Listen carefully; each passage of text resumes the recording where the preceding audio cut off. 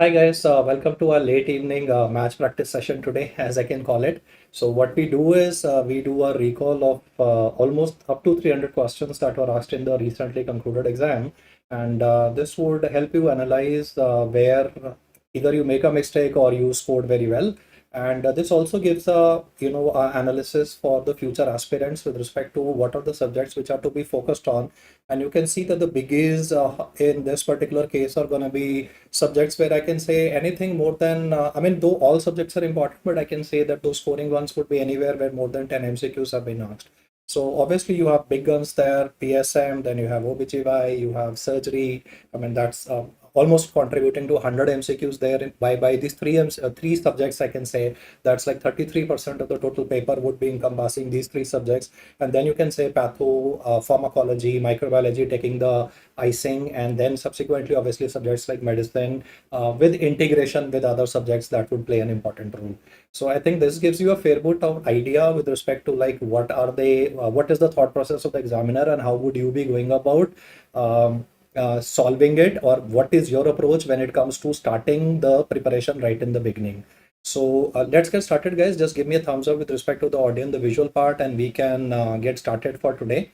And I hope that from the tech perspective, everything is going fine. So what we do is a rapid fire today. And in this rapid fire, I'm going to handle a couple of questions. We start with the anatomy ones. And you can also comment in the chat box. Some of the images may not match with the exact one because obviously we cannot replicate that. But yeah, there was an arrow at a big vein on the left-hand side with respect to the heart.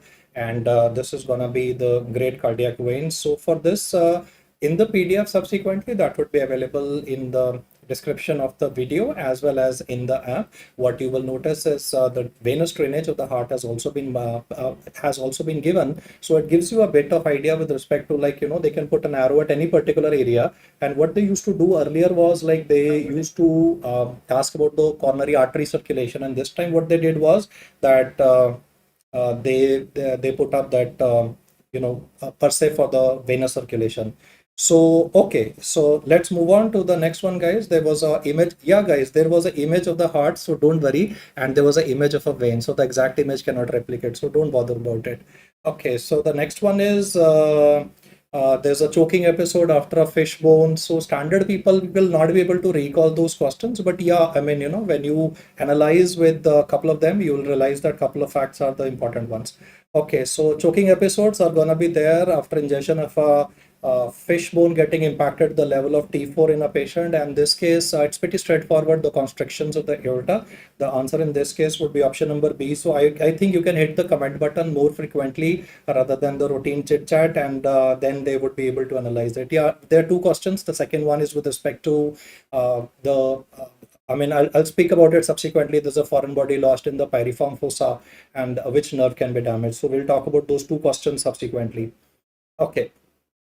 Then we have this individual who's going to subsequently end up with the Erb's palsy. The question basically mentions specifically with respect to the fact that there is going to be a person who is falling on the outstretched hand. So traditionally, the questions that are asked is with respect to either a supracondylar fracture or for a scaphoid fracture. But this time they decided to go a little, I would say, away from this, and they decided to ask for brachial plexus injury in a patient. And the nerve roots that would be affected in this would be C5 and C6. So the answer to this would be option number A.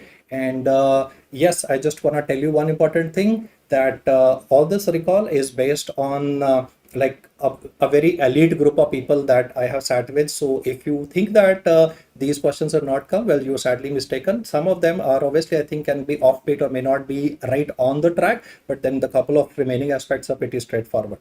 Okay. So we have this adult patient who's having a inspiratory stridor after extubation followed a prolonged ventilation. And if you are having an inspiratory stridor with intubation coming into picture, then you very well know that you see anyway, like, standard also we discuss like this, that if somebody is requiring ventilation, we don't try to ventilate with endotracheal tube for more than 7 days because they can be damaged to the subglottis. And usually we go for a tracheostomy, and the same concept comes here as well, that which is the area that can be affected. So the answer in this case will turn out to be option number C, that is a subglottic narrowing, which is related to this inspiratory stridor. Additional point that is like, especially if you are a NEET PG aspirant, because they ask about stridor, both inspiratory and expiratory. So there's a quick table in the PDF that you can study with respect to when do you get a expiratory, when do you get a biphasic stridor with respect to the areas that are getting involved. But this would be from the pediatric infections perspective. And currently the question is with respect to a extubation that was done. Okay. So, yep, there's another one here, pretty straightforward, which is from the embryology perspective. Traditionally, they put up questions on a neural tube defect, but this time they decided to ask with respect to the notochord. The structures derivative from the notochord would be nucleus pulposus, and there are a couple of more also, like at the moment, because it's a recall session, we need to focus on the correct answer for this one. The answer for this would be option number B, that is nucleus pulposus, and for the remaining markings, description is given anyway. So I think this was two, I would say, straightforward ones which you can understand and recall. Then we are having a diabetic patient. He's going to be having a stab injury in the central region of the palm, and he's not able to extend the middle and the ring finger. So even if I'm using that guessing power, I can say, and if I zoom into the image that is present with respect to the middle and the ring finger, I'll be able to fix it on only one particular space. So though there's a description for the entire spaces that we study, right, from perona spaces to hypothenar to the thenar to the mid palmar space, in this particular case, well, there would be answer as option number B for this one. Again, pretty straightforward in a perspective that you had to pick up certain cues in the question, and anyway, diabetic patients are having a higher incidence of development of some kind of infections there. Okay, great, fine. Then there was an X-ray of the foot in which you had to identify the bone. Calcaneum is pretty straightforward. Talus is pretty straightforward. So what they did was they are going to ask you about navicular. That's the bone with respect to which they last time asked about the dorsalis pedis artery, and this time it is like not the dorsalis pedis artery that was asked. It was rather the bone with which the anatomical relation of the artery would be present. That would be the navicular bone. So again, an easy one there.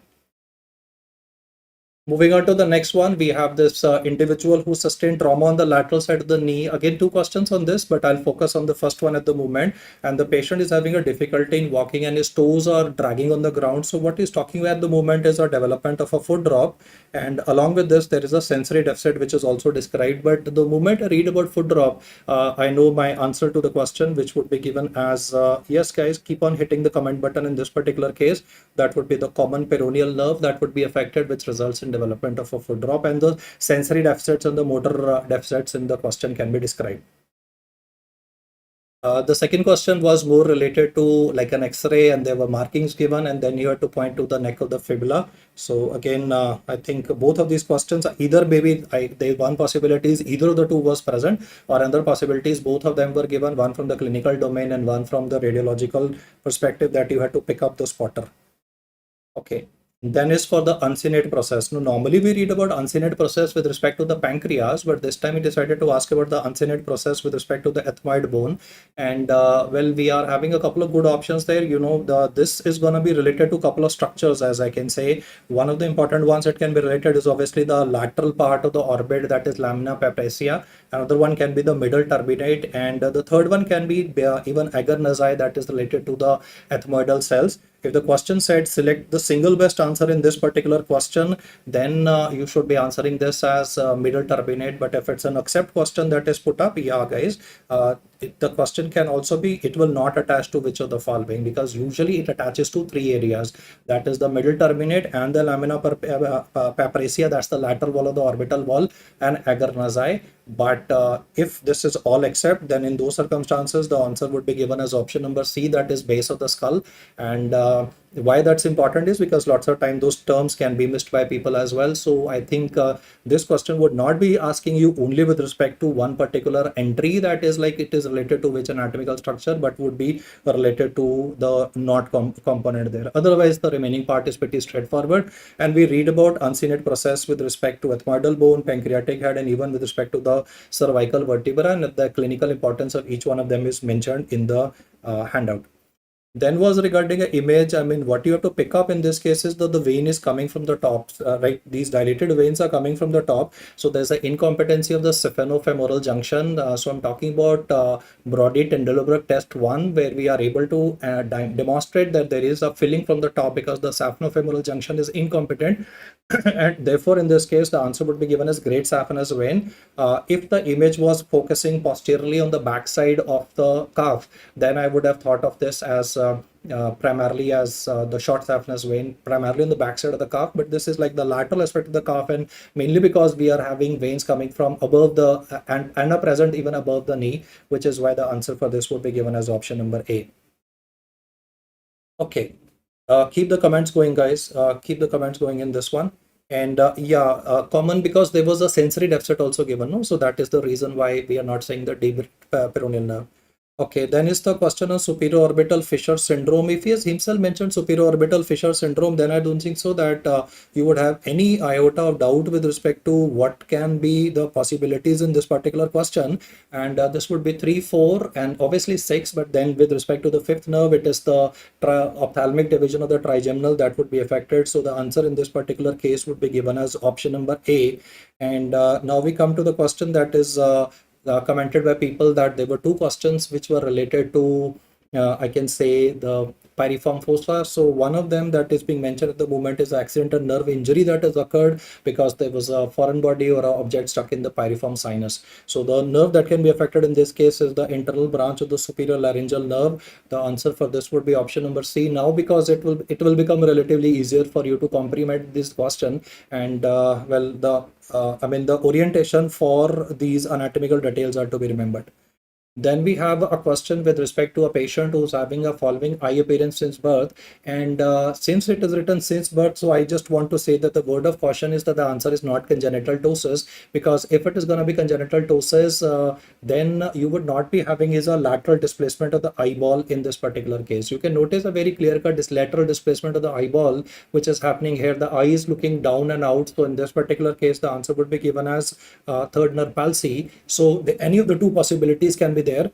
One possibility can be that the image that is given, I'll just move it up for your convenience, could be the one that are currently shown, where there could only be ptosis present. Then I will answer this as option number A. And even eyelid creases do make a role, but I agree that sometimes, with respect to the upper eyelid creases, the images may not be very clear and you may not be able to get a very clear distinction. But if you notice that there is a ptosis present in a patient and the eyeball of the patient is like looking straight ahead, then it's okay. Congenital ptosis can be a possibility. But if it's going to be eye moving laterally and downwards, then it's going to be given as option number B. For mechanical ptosis, you need some kind of like a tumor, like a lipoma, if it could be present related to the upper, the upper eyelid. That's where the mechanical ptosis component can be coming. So this question could be solved by exclusion as well as by logic as well. The answer for this one is option number B. Then came a question on Fraze syndrome, which was given in the options that I have currently mentioned here before you. And I think I need to just fix a small issue, guys. At the moment, give me a second. Yep. Okay. So sometimes electronic devices can have battery issues. Fine. Which of the following is correct about Fraze syndrome? So there would be a development of gustatory sweating in this particular case because of the aberrant regeneration of the nerves after a parotid surgery. The correct answer in this case would be option number A. That's a gustatory sweating and a flushing on the chewing of food. And as far as the remaining options are concerned, they can be ruled out, like, especially for the option number B, I can say that is more related to crocodile tears. So it is by exclusion also that we can work out the answers to this question. But like these were the closest options that I could secure for this one. Then was a question where the fracture was described in the shaft of the femur. There can be two possibilities. If the fracture was given with respect to the head of the humerus, then we would have thought of axillary nerve injury, a regimental badge anesthesia. But if it's going to be a fracture with respect to the shaft of the humerus, then it's going to be the involvement of the radial nerve. And what we can have in that case is a development of a wrist drop. So the answer in this case would be given as option number B. Okay, so yeah, the two fractures that I've described, one could be axillary and the second one could be the involvement of the radial nerve. Fine, moving to the next one. The question was on hereditary non-polyposis colonic cancer. What I've done in this recall is also I've removed the duplication part, because traditionally, like, this question has been discussed by everybody. In fact, I mean, right from pathology to surgery to biochemistry. So what we are doing in this case is keeping it to the point, specific. And hereditary non-polyposis colonic cancer, the main defect would be with respect to a mismatch repair. The answer for this is option number B. And I mean, that CC and mismatch repair are the words which are to be remembered in this particular case. Okay, great. Then is a question on a patient who came with a eruptive xanthoma. So traditionally, they always put up a question on a tendon xanthoma, but this was like a uh, the question usually is on tendon xanthoma. This time it came on eruptive xanthoma, and the patient had was a high VLDL and also had was a higher level of chylomicrons. So that makes it easier for me to comprehend the answer for this question. That would be familiar hypertriglyceridemia.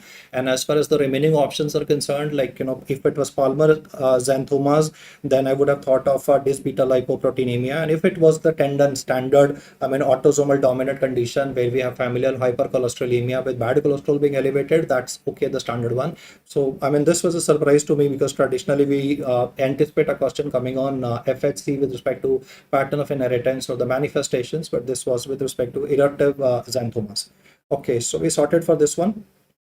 Then is a breastfed infant who's having lethargy, hepatomegaly, and cataracts, and he says that what is gonna be the enzyme deficiency which is likely responsible in this case. So two options are anyway ruled out, because both of them are related to fructose. And between A and B, what you can work out is, if it galactokinase deficiency, then there would be no organomegaly that would be seen. It's only cataracts due to accumulation of galactylol that would be present. But if it's gonna be like a enzyme deficiency where there's gonna be a combination of cataract as well as a hepatomegaly, organomegaly, failure to thrive described in a patient, then it is option number B, galactose 1 uridyl transferase, which is to be considered. Breast milk is absolutely contraindicated, and what we do in this case is we go ahead and I mean, we put the patient on vegetable milk or soya milk. I mean, this is one contraindication to breastfeed even in an Indian exam, because traditionally, whenever we study, like, breastfeeding is always in an Indian exam. But this is like one situation where breastfeeding is always a big, big no. Then is a interesting question of vitamin deficiency leading to lactic acidosis in a patient. We get this in patients who are having beriberi. In absence of thiamine, pyruvate cannot enter into the TCA cycle. So, I mean, it tends to get metabolized alternatively, resulting in lactate generation. So we get it in alcoholics, we get it in starvation. The answer for this would be option number B. We do RBC transketolase levels for evaluation of this condition. Okay. Then was a question on a very tall guy, and this particular guy had like arachnodactyly, hypermobile joints. So everything is pointing towards manifestations of Marfan syndrome. Only thing was, my concern was any description of the ear that was given in the question, because if it's going to be a description related to a crumpled helix, right? I mean, then we could also think in terms of a differential ear, because if it's a crumpled helix or crumpled ear, I can say, then an arachnodactyly, then it could be fibrillar 2 defect also, that is with respect to congenital contractual arachnodactyly. But if it's going to be simple, straightforward one where there's no description with respect to the crumpled ear of a patient and the standard manifestations are given, then it's okay, perfectly fine. We'll go by fibrillar 1 defect with respect to Marfan syndrome as the answer. Our next question said, which is the major intracellular the word is intracellular. That's the keyword which is to be picked up for this particular question, which would be detoxifying the oxygen species. And I think this would be picked up by you quickly. Yes, guys, I'm waiting for a few more seconds for a quick, rush of comments that comes in this particular case. A easy one, intracellular oxygen. When he's saying, because when it comes to catalase, its location is only in the peroxisomes, and superoxide dismutase is a close answer, but overall the major intracellular antioxidant would be answered by you as yes, guys, waiting for your answers here quickly. Yes, glutathione. And traditionally, I mean, glutathione is like, I'll say, like, it's bread and butter for the examiner again. I mean, last time they put up a question with respect to glutathione depletion with paracetamol toxicity, and then the regeneration with N-acetylcysteine, and this time they just said intracellular accident, which is important. Then were two questions on amyotrophic lateral sclerosis. One would be a clinical domain that would be discussed subsequently, and one is the one that is currently on the slide before you, SOD1, and therefore there would be damage to the anterior horn cells in the spinal cord. There would be damage to the pyramidal neurons in the brain. So you get a combination of lower motor and upper motor neuron manifestations in a patient. The next question talks about a patient who's consuming chalk and soil. So there's a history of pica which is present, and maybe there was some mention related to flecking paint as well. A combination of this, I mean, that paint part is something, because I can say one more question seen subsequently where a similar kind of profile was given. But anyway, considering pica and a microstatic hypochromic anemia, the first thing that I'll put it up would be option number B. And there's another one that I'll discuss in which probably a slide was present where there was presence of Pappenheimer bodies as well, because the lead will interfere with the process of heme synthesis, and that is when the iron accumulation inside the RBCs would be seen, and that would be Pappenheimer body. So the slide would be coming up very, very soon. Okay, then is the hot favorite Wilson disease. I mean, what is the main test do you do for diagnosis of Wilson disease? And here again, yeah, for the limbus of the cornea, there were two images. One was on arcus senilis, where we do a lipid profile in a patient, and second is for Wilson disease, where there would be significantly increased copper in the body. So for Wilson disease, what we do is go ahead with a liver biopsy for a copper estimation. And this, guys, today is a rapid fire. I mean, there would be not too much of explanation that would be happening for why and how are we deriving at an answer to a question, but it has to be spot on workout with respect to certain facts which are like a must know fact. So what you are doing with me at the moment is in next one and a half hour, we're doing 300 bits of information. It's like a quick revision for you guys for like 1.5 hours for 300 bits of information that I'm trying to get instilled into your hippocampus so that the data can flow into the neocortex. Okay, so the next question is regarding a combination of diet of rice and pulses, and the patient is having muscle weakness and pain during physical movement. Beri is a term which is comes from Sri Lanka. Beri in Sri Lanka, Sinhalese, no? Sinhalese is like the population of Sri Lanka. So that's where this disease was initially being reported due to dietary reasons and not in alcoholic people, and that was because the staple diet was mainly with respect to rice and pulses. And beri means that person is crying out on even physical movement, like I have to get out from a chair and I'm doing high, because the muscles are hurting. So this pain during physical movement, the muscle weakness that is present in this case. So the answer is not vitamin C, guys. The answer in this particular case would be given as thiamine, because the combination of the two, where the polished white rice would be present, is thiamine. And like the word beri basically comes from the Sri Lanka ethnic language, Sinhalese language primarily. The answer for this is option number B. Okay. Now we come to a question in this particular question. Okay, they mentioned regarding poor healing in a patient. Okay, fine. Even if the question goes like this, I'll first go with the thiamine deficiency only, and then subsequently I'll think about other aspects. Okay. Then is a 6-month-old infant who's brought to the ER with poor feeds, and there's gonna be prolonged fasting. So the first thing that comes to my mind is von Gierke's disease, and along with that there is like hypoglycemia, there is a hepatomegaly. But the catch in the question is this one, guys, that is low ketone bodies. If this was high ketone bodies, then never an issue. I would have straightforward answered this as von Gierke's disease. So if it is gonna be like high, I mean hyperketotic hypoglycemia, cool. But every time it's gonna be given a question with respect to a hypoketotic hypoglycemia, then it is a MCAT deficiency that would be answered in this case. So yeah, guys, I mean, you doing a great job by keeping the comments going on for this particular series on. The next one is for a person who's having, though it did not mention the word anemia, but yeah, there was mention of increased levels of orotic acid and there was a hyperammonemia present. And between the two close options, that is ornithine transcarbamylase and CPS1, where we get a combination of hyperammonemia and we get a hyperorotic values would be OTC, that is ornithine transcarbamylase. The answer for this would turn out to be option number B in this particular case. Yep. So that's just a comparison that has been mentioned, but do check out inborn errors of metabolism. They're highly scoring, guys. And I think, I mean, either you can do them from pediatrics or you can do, I think biochemistry would be a much more better way to solve those questions of, or rather study about those inborn errors of metabolism. Because if you do them from any other subject like pediatrics, etc., then they try to focus more on the clinical domain. But lots of time they tend to incorporate these minor aspects where these combinations of like hyperammonemia and orotic acid combination, which is like highlighted more, though it's highlighted in both the subjects, but is more in biochemistry, which is why this would be a good idea to study this from biochemistry perspective. Okay. Then is a patient who's having abdominal distension and there's a hepatomegaly described. The liver is smooth on palpation.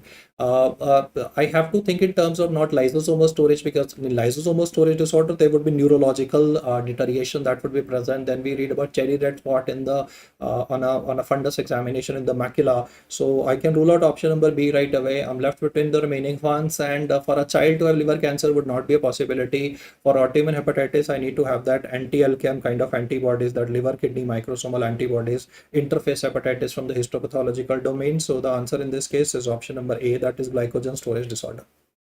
Then comes a very interesting question in which I had to invest a lot of time, but I was finally able to get to the right options, where he mentioned regarding a leishmaniasis with a diurnal variation, and he himself mentioned this peculiar terminology, that is a thymus gland cancer. So we know that we are dealing with a case of myasthenia gravis.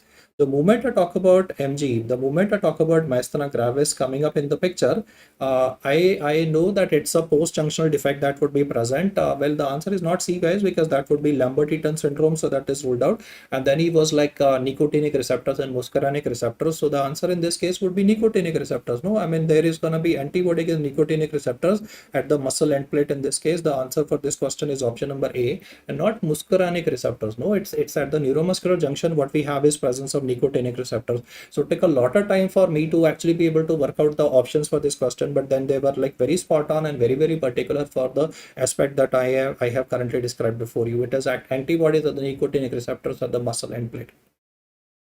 Okay. Then is a question on the absolute refractory period. There was a graph that is given. So standard we study, I mean, we study about that sodium entry, we study about that potassium efflux. So everything is very, very clear. The question was with respect to absolute refractory period, and we had to pick up the pointers from this particular case. And what you mean by the word absolute refractory period is, like, one is absolute and second is relative. I mean, absolute is when you're totally doing focus and you're doing only study, nobody can disturb you. And relative refractory is that, okay, in between you check out your phone and you try to enjoy your life a bit and you try to scroll what is going on Instagram. That would be like a relative refractory period where you can be, like, disturbed or distracted. So for absolute refractory period, it would be from point number B to point number D that I have to work out. That's the highlighted that is present here, and the answer for this question would turn out to be option number C. So just a bit of practice for absolute refractory or the relative refractory period has to be worked out in this particular question. Okay. Yes, the questions were very challenging. Yes, that is what I'm saying. And yeah, I mean, we are doing 300 bits in 1.5 hours. So if you're sitting for NEET PG, I mean, why not? The next question is with respect to hormones which are responsible for function of these units. And well, for function of these units, the only thing which I want to bring to your attention is if there was lactation given in a question or not. So when I was having a chat with my students, some people said, sir, there was no issue of lactation. So if there's no non-lactating woman, then for the alveolar ducts, it's gonna be progesterone, and for the for the ducts per se, it's going to be answered as subsequently as estrogen. But if it is lactation, then it is prolactin and oxytocin, the standard ones that would be answered here. So because my recall says that there's a lactation issue going on, so there would be milk production that would be happening, there would be milk ejection that is happening. So depending upon whether there was like lactation given or not given, the answers can be given. If lactation is given, cool. If not, I mean, perfectly fine. I mean, you would be able to work out the interpretations then. Then is about a patient who went to high altitude and there is going to be hyperventilation that is occurring. So I can rule out hypoventilation immediately, and there is hyperventilation that is occurring at a high altitude that will cause carbon dioxide washout, and there would be yeah, I think there was a lactation word that was given, and it's like that last word is changing everything, man. That last word, last interpretation is the one which would help in, yeah, development of the breast is okay, doctor. I mean, I agree to you. The development of the structures in the breast is asked, no, because it's given A and B as a marking. So it's not a development of the breast per se. It is development of the structures in the breast that had to be picked up. Okay, so we are having a patient who's having a respiratory alkalosis, and respiratory alkalosis would be contributing to a carbon dioxide washout in this particular case. Okay. Then normally whenever we give anesthesia to somebody, the body is supposed to relax. But in a condition called as malignant hyperthermia, what will happen is that there is going to be ryanodine receptors which are going to behave in a very abnormal fashion. They are going to cause calcium to go into the muscles. And when calcium will go to in the muscles, then there would be a development of stiffness in the body because muscles will contract, body temperature will spike. And I'm not describing any thyroid storm at the moment. I'm just saying that there's a hyperthermia that is happening when the patient is given inhalational anesthetic like halothane, or is given a neuromuscular blocking agent like succinylcholine. So the entry of calcium into the muscles is the reason why this would be happening. The answer for this would be given as option number B. Guys, I have to go faster. No, there are 300 bits that I need to handle in a short period of time. Okay, the next question is, yeah, dantrolene sodium is given for the treatment of this condition. Then is a question with respect to neuropraxia, and the person was having a Saturday night palsy. And in this particular question, if it was like, what is the standard presentation with pressure, then it's okay. A, B, and C, if you're marked, I'm okay with it. But I had a chat with a couple of people who said that question was with respect to the pain component that is being experienced by the patient. Because if there's going to be pain and tingling described, so pain is something that is carried by unmyelinated C fibers and not with the A delta fibers. So in this case, the question can have two ways. Depending on the way it was asked. If it is just asked about what is the correct statement that is present, the standard statement would be A more than B more than C with respect to pressure, as you are aware. But if it's going to be asking specifically about the pain, the tingling component, which are the fibers which would be carrying it, then in those circumstances, because that dull aching pain is transmitted by the unmyelinated C fibers, and the tingling or the numbness is the A beta fibers. The answer in this case can vary upon whichever is the way the question was put up. Then we had a 50-50. I got a voting done, and like 50-50 people said that. So we are going ahead with whatever was like more vocal or was more prominent that was present. And then he says, what is the correct manifestation of an increasing axonal diameter? So if the axonal diameter will increase, then there would be increase in the conduction velocity as well. So answer in this particular case would be A. The bigger is the fiber, better is the conduction that is happening. The next question is for a road traffic accident and a head injury, and we are having a patient who is having a speech that is fluent. So that tells me that the Broca's area of the patient is doing fine, but when it comes to Wernicke's area, it's not functioning properly because this guy is giving answers which are irrelevant to the questions that were put up for speech. So because the Wernicke's area in the patient is affected, therefore it is the superior temporal gyrus that would be affected. So this is like an easy one to be identified there. Okay. Great, keep on going, guys. Then we have this patient who's having shortness of breath on exercising and cold weather, and he says what is the correct mechanism in this particular case. So the point is, it was shortness of breath on exercising. It was not chest pain on exercising in cold weather, because if it was chest pain, I would have thought in terms of presumatal angina. But if it's going to be shortness of breath, that it can be EIA, that is an exercise induced asthma in a patient. Don't worry, doctor, we have totally validated whatever has come or not. We are not doing any bluffing in this case. Whether this came or whether it did not came, that has already been validated by like our students who have gone for the paper. So some questions can be, I agree, they can be washed out from your memory, and therefore we may not be able to remember, okay, that this is the data that was present. But for EIA or exercise induced asthma, mast cells activation due to cold weather and exercise. Okay. Then is for there was no graph given here, but for oxyhemoglobin dissociation curve, that's going to go to left or that's going to go to right. He says which of the following physiological changes causes the curve to shift towards the left. There was no image given. That is just given for reference sake, that you are able to remember the parameters. The mnemonic that we use for this is cadet turn right, but this is not the time for mnemonic. So the change that will cause this to change or shift towards the left would be a decrease in the value of carbon dioxide. All parameters that are increasing are causing a shift towards the right hand side, but decreased carbon dioxide is contributing to a leftward shift. Then is a parameter used to calculate extracellular fluid volume using a tracer method. And the one which you can pick up from here would be mannitol. We can be using others also like inulin or thiosulfate, but if we have to pick up ECF primarily, then it would be mannitol. Then for facilitated diffusion across the cell membrane, okay, so I missed out a couple of options there, but maybe the D option is not present, though I tried to give almost all the correct options, whichever are possible on the basis of the logistic that we can work out. So for facilitated diffusion across the cell membrane, that would be a glucose transport via GLUT4. Okay, now we come to the favorite part of yours. I think this is where you would have done a lot of scoring in this particular case. Patient develops a cough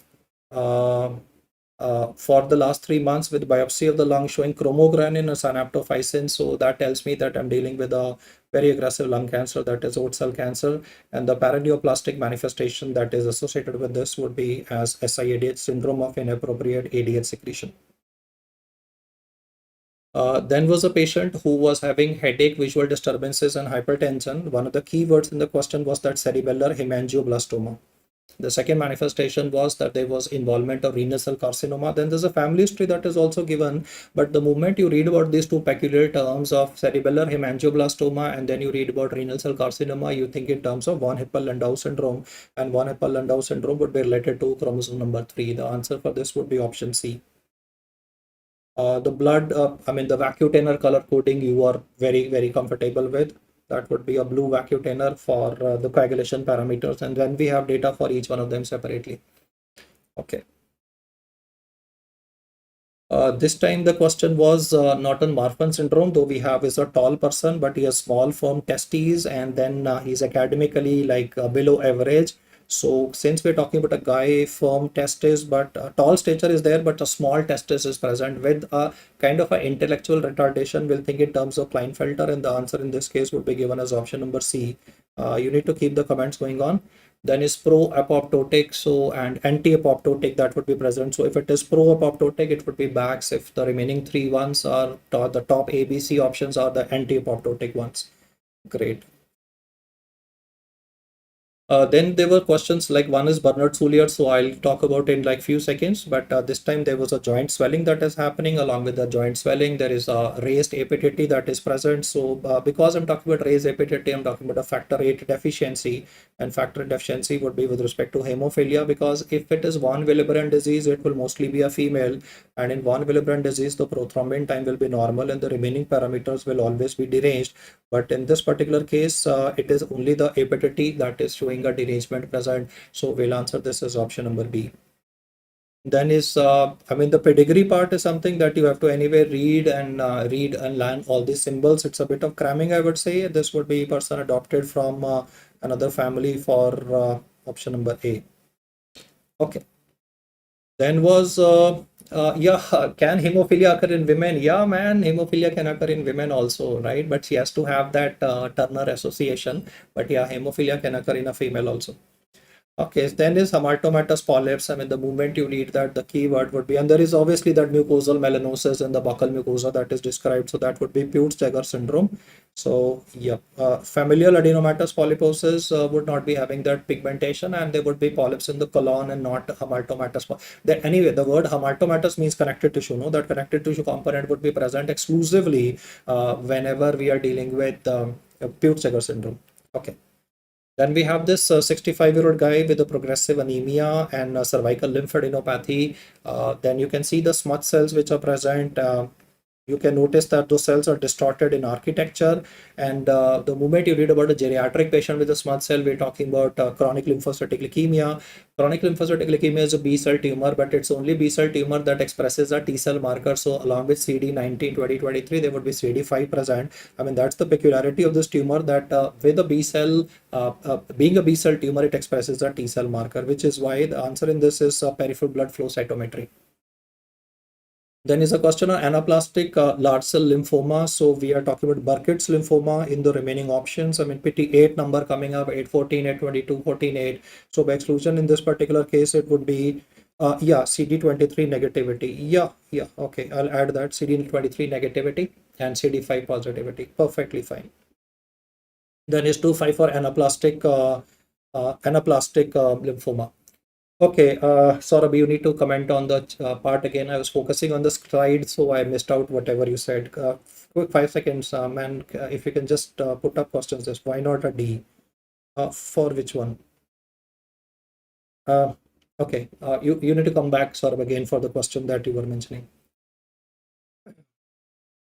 Okay.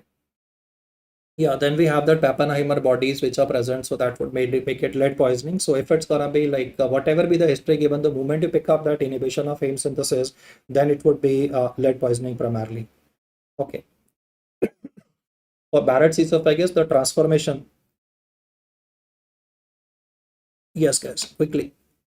The Barrett's transformation that would be happening, because one is with respect to lungs and second is with respect to the esophagus. So in the esophagus, we have is a squamous epithelium and changes to columnar, and that's going to be primarily related to like the goblet cells that would come in. So answer for this would be B. And I think there was one more aspect related to it, that is the Prague classification. The answer in this will turn out to be option number B. Yeah, intestinal metaplasia. Perfecto. Then is Bernard-Soulier syndrome. Bernard is related to the sticking of the platelets to the vessel wall. I mean, it's that platelet addition defect that is present. Because of the platelet addition defect, this would be like, I can say, work it out easily for you. Bernard-Soulier and Glanzmann thrombasthenia. I mean, two standard things that are asked. For Glanzmann, it is 2B, 3A, and for Bernard-Soulier, it would be 1B. You can remember the 1B component, and this is going to help in sticking of the platelets to the vessel wall, which is why the answer in this question will turn out to be option number B. Okay, so keep the comments going, guys, and don't bother about whatever are the scores. You will get some right, some wrong, some will go out of memory. But if you can just keep a quick check on whatever is happening, that would help you analyze things and let you know the final scoring. Okay, so we have a patient with renal disease with a biopsy and a Congo red staining with an apple green birefringence. I mean, this is like super straightforward amyloidosis. The first thing you open Robins's, and first time you go into third year, the first only stain that you know is Congo red. So a piece of cake there. This is an interesting one, upward slanting palpebral fissures. And then he mentioned about the 5-day deletion pad, which helps you rule out all others. I mean, 21, 18, and the remaining aspects. This would be credit chat. If like the chromosomal aspect was not given and he was asking you to identify from the facial profile of a patient, then things will become relatively different. Then you can see that you can see teeth present there, you can see hair present there. So again, a question that has been repeated fourth and again with respect to teratoma, and between like the options which are given, we'll say this would be mature because you can see a lot of differentiation that is happening. So a mature cystic teratoma. Then is a single transverse palmar crease that is present, that would be seen with trisomy 21, that is Down syndrome. A cigarette factory worker, he is developing a mesothelioma. So when I'm talking about mesothelioma, then it would be asbestosis. The silicosis question would just come up very soon. For pap smear, we are using a fixative. The fixative would be a 95% ethanol. So blood transfusion reaction, I mean, this is a clerical mistake most of the time, the wrong labeling. That is why we use barcoding in the hospital. And mismatch would be having IgM class of antibody, and like blood group B was given blood group A, or like no doctor or nurse will ever make that mistake. It's mostly going to be a clerical error which will contribute to this, but this would be type 2 hypersensitivity which will contribute to these kind of manifestations that are occurring. Okay. Then oral lesions in Kaposi sarcoma. I don't know why is after Kaposi sarcoma. Last time it was with respect to CD4 count. This time is with respect to the oral lesions which would be present in the hard palate of this person. So every time you check out that image that you will see in various recall sessions or in various of your notes, you will notice that those would be purplish to red elevated lesions that would be present, and they would bleed most of the time. And therefore we might have to give radiation. We might have give alpha interferon to these patients. But Kaposi sarcoma has nowadays become rare because of the advent of retroviral therapy. We next have a patient. He's having elevated blood pressure. He was stressed out initially. I mean, most people with hypertension will say this only, gas hota hai, sir dard hota hai, and then it turns out they're hypertensive. And the initial treatment, considering the age of the patient, would be to start the patient on telmisartan. The cutoff is 130/80. If substantially the blood pressure is elevated, we need to prevent target organ damage in a person, and that is why like aggressive approach and starting ACE inhibitors in this patient would be recommended. Okay, cool. Yeah, the sarcoidosis part would come up in a second. Next is a patient of chronic kidney disease. You know, kidney is responsible for synthesis of erythropoietin, and if the erythropoietin deficiency is present, that means that you need to supplement that. You need to give it from outside, and therefore darbepoetin would be required for management of these patients. I mean, there's a deficiency of a hormone, so I need to provide it from outside. So I mean, when we study about A, B, C, D, E for the management, like HbA1c control, blood pressure, calcium values to be maintained, vitamin D, and erythropoietin values to be maintained. That A, B, C, D mnemonic for chronic kidney disease, erythropoietin always comes in. The answer in this case will turn out to be option number C. Then was a question based on mathematics. My mathematics is very poor, so I had to, you know, use a calculator at the moment. But in this particular case, if we go by mathematics, it is just that in the denominator you have to take it in not 3 hours, but it has to be taken as like 3 into 60, because he mentioned hours, I think, and like it is gonna be 3 into 60 minutes. So that will change this answer to Option number A in this case. I mean, this was pure mathematics, and yeah, we can leave certain questions like these, but a bit of mathematics can make things a little easier. I think there were two questions, nasty ones. One was from PSM, that incidence and the prevalence part that came, and the second is the one that I've currently mentioned before you. The answer by mathematics turns out to be what I've currently said. Okay. And then is excessive thirst and increased urination on a daily basis and cerebral trauma. So if I'm talking about excessive thirst, increased urination, then I'm thinking about the development of diabetes insipidus in a patient. And considering the question was not with respect to manifestations of SIADH, because cerebral trauma can cause SIADH also because of lack of inhibitory control, and ADH levels can increase. But the clinical manifestations are those of central diabetes insipidus, and if you are having a deficiency of antidiuretic hormone, you need to provide it from outside, and the best way to provide that would be desmopressin. There is a patient of peptic ulcer disease with arthritis, and because there is going to be COX-1 inhibitors, which will always cause trouble for these people in a sense that it will worsen the PUD component. I need to use COX-2, and the COX-2 that we can be using is etocoxib or celecoxib for these patients. Then always comes a chronic kidney disease patient, diabetic nephropathy. We have to reduce the pressure at the level of the glomerulus, because the proteinuria component is deteriorating this patient, or the proteinuria is telling you that the patient is deteriorating. So what we need to do is use ACE inhibitors, or we can use ARBs, and either of the two will basically reduce the total filtration pressure gradient in the glomerulus, so that the damage to the basement membrane can be minimized and the progression of damage can be substantially reduced. I mean, from histopathology, we always read about hyperfiltration and then diffuse glomerulosclerosis, but the ultimate part is that there is going to be a progressive decline in the GFR, and there would be increased magnitude of albuminuria, and the only way you can put brakes is by using A, and along with that we use SGLT2 inhibitors, we stop metformin, and one of the safest diuretics that can be given in these patients is most of the time chlorthalidone, or if eGFR is low, chlorthalidone cannot be given, then we'll have to take our call on controlling the hypertension with prazosin as well. The next question was on triple drug regimen. We will be using PPIs, and along with that, we'll be using antibiotics. So omeprazole, clarithromycin, metronidazole, they do the trick in this particular case. The correct answer in this case would be option number B. I mean, PPIs anyway would come into the picture, and clarithromycin has to be one of the main weapons that we are using. Next is a question on an asthmatic patient.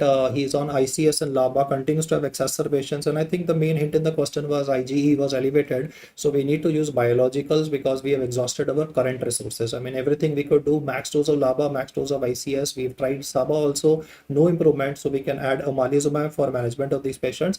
If that Ig part was not elevated and some other biological was given like benralizumab, I mean, I'm okay to that. But the point was we had to use biologicals in this particular case. Then is a very classical manifestation that is seen with ciprofloxacin or rofloxacin, where the chap is having a Achilles tendonitis and a leg swelling after taking a certain antibiotic. And he says, what is the likely mechanism, the drug that is involved? So every time we read about fluoroquinolones, right, the main thing that comes to your mind is always DNA gyrase. The answer in this case would turn out to be option number A. Okay. Then is a pregnant woman with a headache and a decreased vision and a pituitary macroadenoma. I mean, I think there was a question bitemporal hemianopy. I almost got tempted to speak about it, but yeah, then I realized that he was talking about the drug treatment that would be used for management of this patient who's having a optic chiasma, compression. There's a headache and a decreased vision. I think the question did mention something with related to the galactoria component as well. But yeah, I mean, even if that is currently not written on the slide, we'll take it to be a case where there's a prolactinoma that is present, and considering that prolactinoma component, one of the drugs that we can be using for management of these patients can be bromocriptine, second is cabergoline. Among the two, I mean, if I say like which of the two would be much more suitable, then cabergoline is like used almost like one dose will act for 14 days. But the one that's more commonly used, and considering a woman that we are talking about, like the pregnancy part, or maybe a woman who was planning to conceive, will be answering more as bromocriptine because of the more safety profile. So I think most of the time the questions that come on the topic of prolactinoma talk about this woman who's gonna be planning a pregnancy. So in those circumstances, it's bromocriptine that would be a safer answer to be given.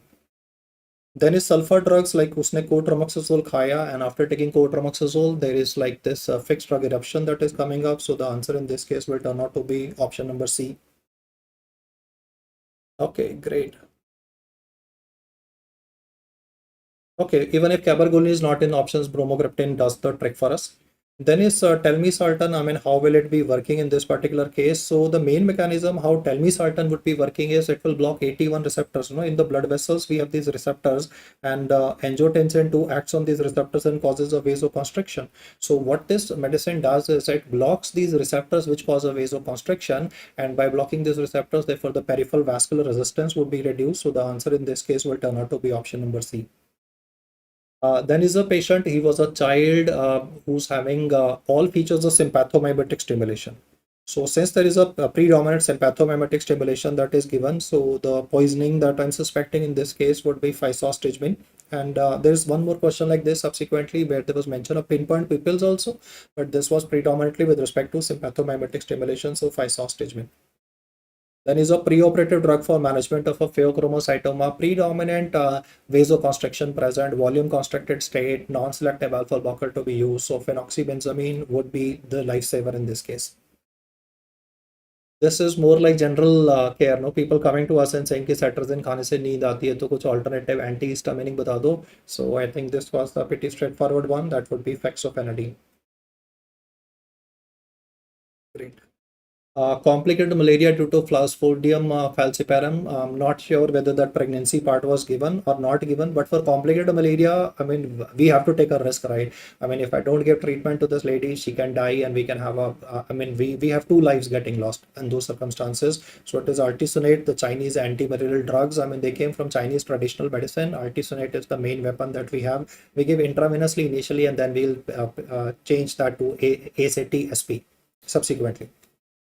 Okay, a black discoloration in the buccal cavity and high dose of steroid intake was given. Every time you read about like high dose of steroids and then a black discoloration buccal cavity or maybe in the nasal cavity, I mean, that could be a possibility. It may not be buccal, it could be nasal cavity that could be given. Okay, it says both of them, right? So, I mean, we're talking about rhino oculocerebral mucormycosis for which the primary treatment is debridement, but apart from debridement, the important thing that needs to be used is amphotericin for management.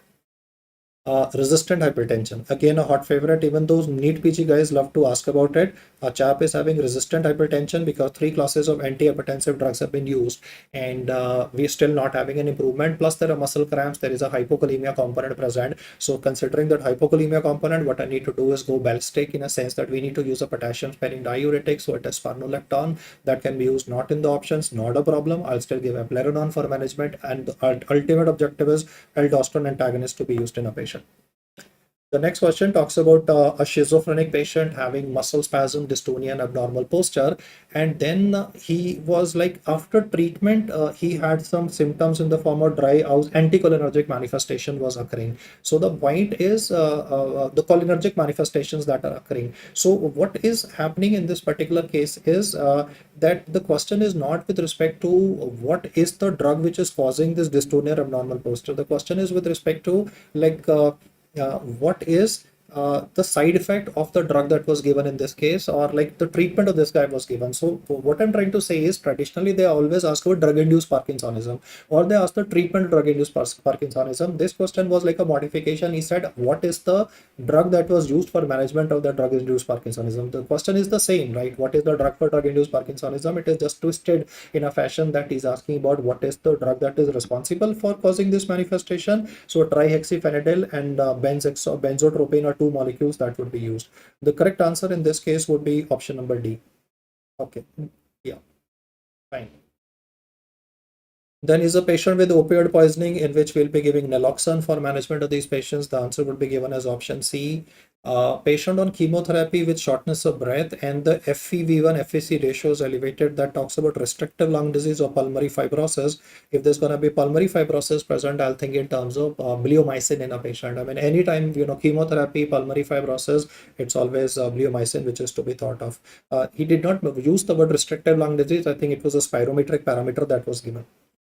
Then is a patient who is brought to the ER with the key findings that are described being metabolic acidosis and widened QRS complexes. Not very sure about that statement of QRS complexes, but metabolic acidosis was present. So initially I thought it is a case of aspirin poisoning. But then if you look at the remaining manifestations, which are also given in this case, considering that there is like dry mouth, dilated pupils, metabolic acidosis, and then is a widened QRS complex.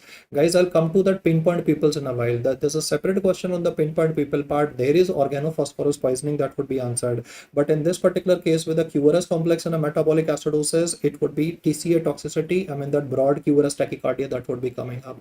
Especially, I mean, it's just to work it out, guys. This is pinpoint pupils always. I mean, organophosphorus poisoning plus there would be sialuria that would be present. And morphine causes respiratory depression. So there would be, I mean, morphine poisoning again causes pinpoint pupils. So I'll just teach you in a while how to differentiate between the two. So that differentiation will come up in a separate question once again.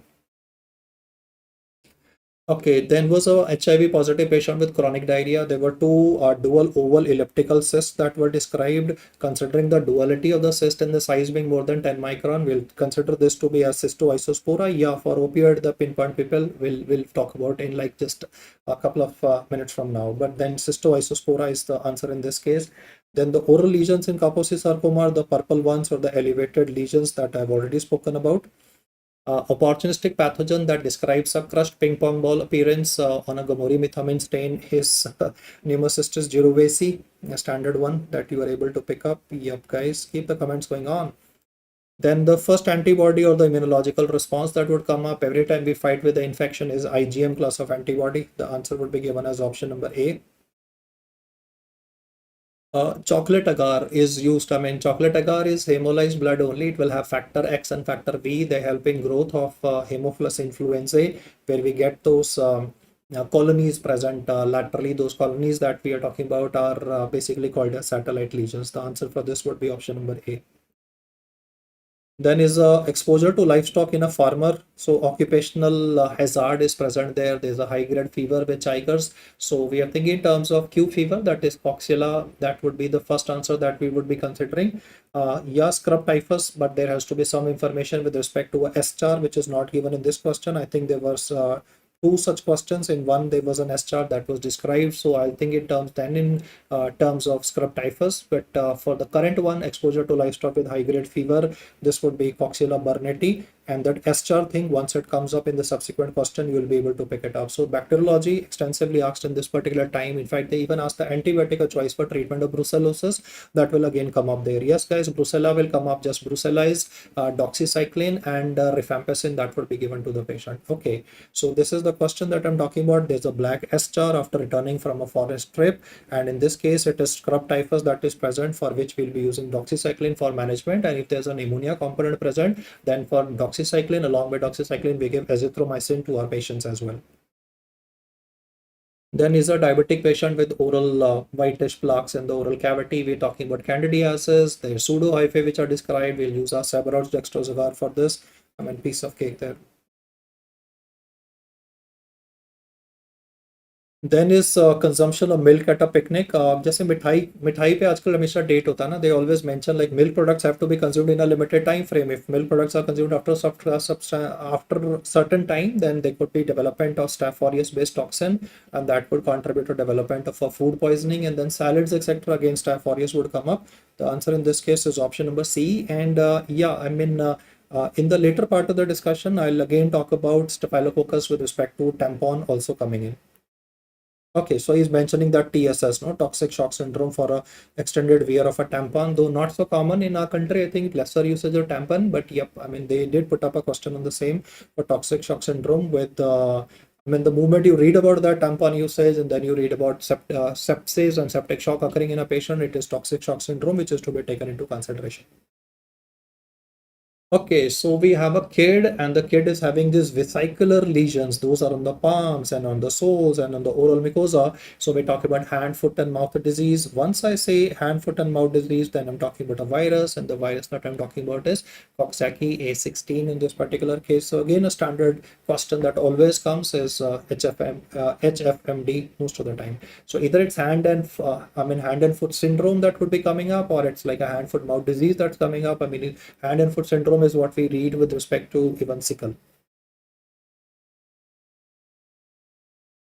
Then is molluscum contagiosum, those skin-colored papules with central lumbration. I mean, the key word is the central lumbration, and this would be molluscum contagiosum caused by pox virus. Earlier, they used to ask for treatment for this, like we can be using trichloroacetic acid or multiple other drugs which are available, or curettage that can be done. But at the moment, pretty straightforward, a spot diagnosis to be made. Then is herpetic whitlow. This is the dentist.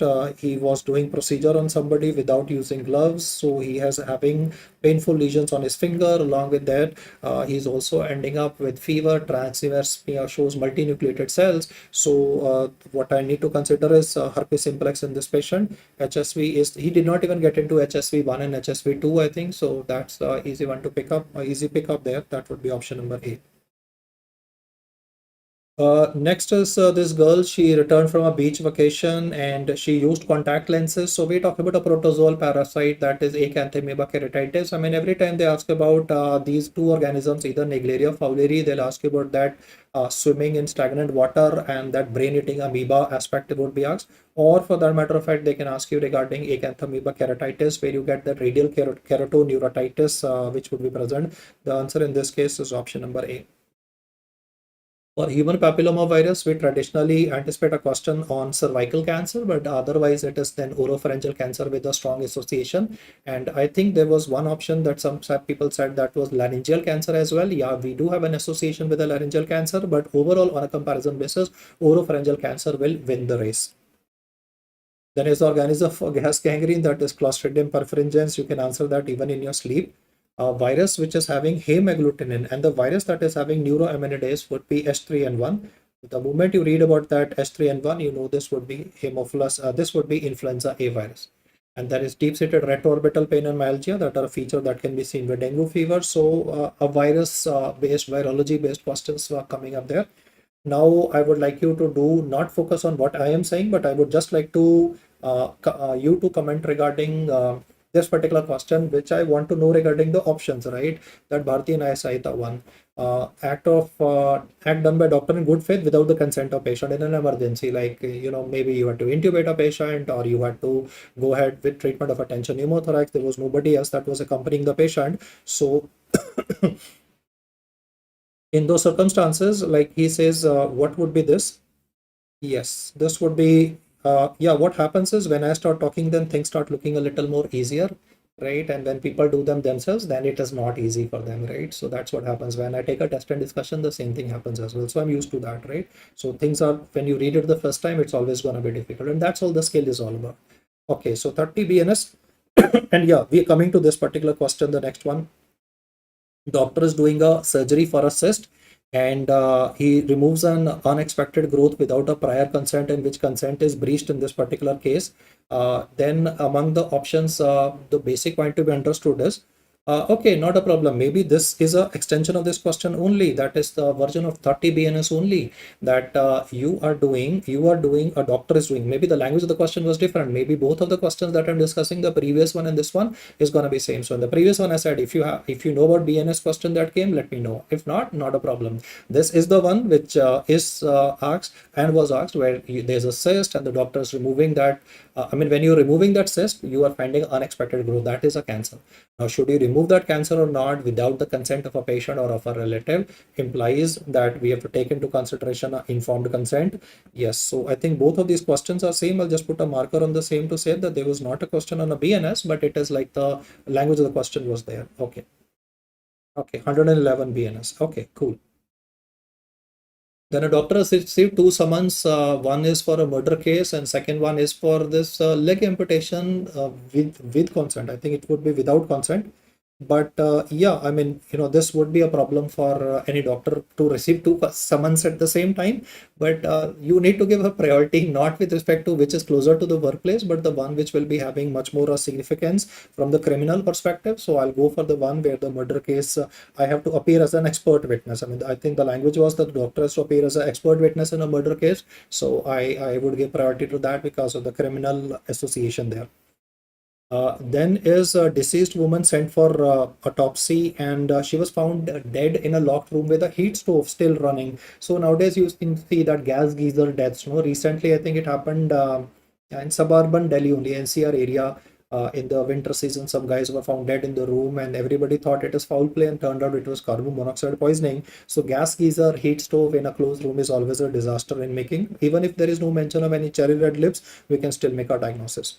Yes, this was a question on section 1111 of the Bharati Nyaya Samhita, which is like the person has been disappearing for a duration more than 7 years, and though he has not been heard by anybody, after that, like his son can make a claim to the property. Prior to, I mean, after 7 years, the guy will have to prove that, okay, I mean, the burden of proving that he's alive is shifting to the person who is gonna be affected by this declaration. But yep, I mean, the cutoff in this particular case, where a guy is claiming rights to the son father's property, is after a period of 7 years.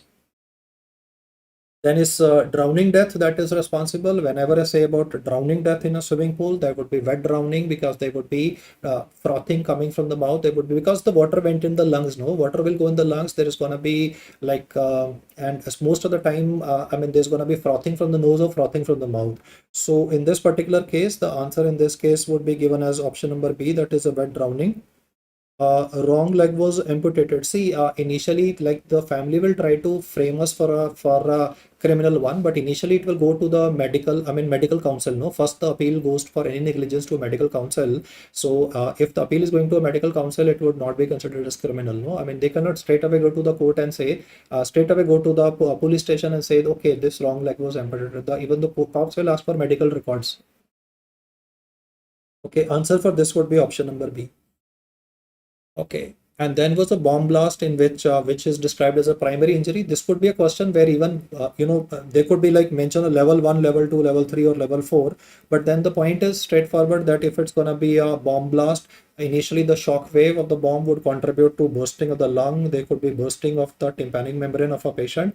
The projectiles will contribute to the secondary component, that is level 2. The body impacting the ground is third. And if there's gonna be chemical burns, inhalational injury, that would be level 4. So the answer in this case is option number A. I got two versions of it. Some said the question mentioned 1, 2, 3, 4 as options, and you had to select as that.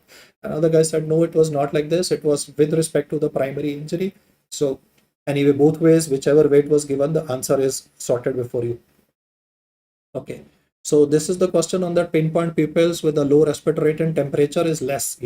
That's not, if the temperature is elevated, I could be thinking in terms of pontine stroke also, but because the temperature is less, so I'm thinking in terms of opioid poisoning in this case. So I'll be using naloxone for management of this patient. I mean, he did not mention the word opioid poisoning, but yep, the manifestations are given, and remember, body temperature would be less. Then is the question of battered baby syndrome, where multiple fractures are seen in a child. Initially, I thought like the question is on osteogenesis imperfecta, but when you look at the nature of the injuries and you notice that mostly it is like at the wrist joint where the child has been held very tightly, there is a fracture that is present. So we'll answer this as BBS, that is a battered baby syndrome, and not as osteogenesis imperfecta, where multiple fractures in the various phases of healing would be seen. For this question, what I say is, if the image obviously cannot be replicated, so please don't say this image wasn't there. I cannot replicate that image. But if there's an image in which the skin is literally torn off from the face, I think in terms of avulsion in a patient. So this would be given as option number A. That's a avulsion in case of a person who's brought dead. And yeah, a degloving injury. Yeah, it's a degloving injury, but maybe the degloving injury word is not given. So if the degloving injury word is not given, then it is avulsion that would be answered in this case. Agreed, agreed. I understand the degloving thing, because I'll show you one more question where degloving would be mentioned. Okay, so this is a question on pinpoint pupils. People were talking about it in pharmacology. I've introduced it at a later stage so that I could just bring to your attention that this time they were pinpoint pupils with mouth secretions after playing at home. So this condition where I am talking about, because child unlikely to have opioid poisoning, right? So it's a beggar, it's a vagabond, right? Who could be ending up with a manifestation like this? A guy found unconscious under a flyover, and then we're talking about naloxone. But if it's going to be a child, unlikely to be opioids, and then there is going to be like mouth secretions which are present. So in those circumstances, think in terms of organophosphate poisoning. That is option number A, because the cialuria component or the cholinergic component is described in this question. Yeah, maxillectomy, I'm coming to that question. I'll show you that question very soon, doctor. Alcoholic patient, 48 hours, and then is aggressive. That would be DT, that is delirium tremens. Okay. Cotton swab with pus. Okay, to be discarded. There were two yellow bags that were described, chlorination and non-chlorination. So eco-friendliness is what I think is what we are trying to achieve nowadays, considering that it would be a yellow non-chlorination bag. And I think that Dr. Neha did a great job explaining these aspects to you as well. So we'll run through these quickly. Then is a stick stage that has been shown in an Indian village.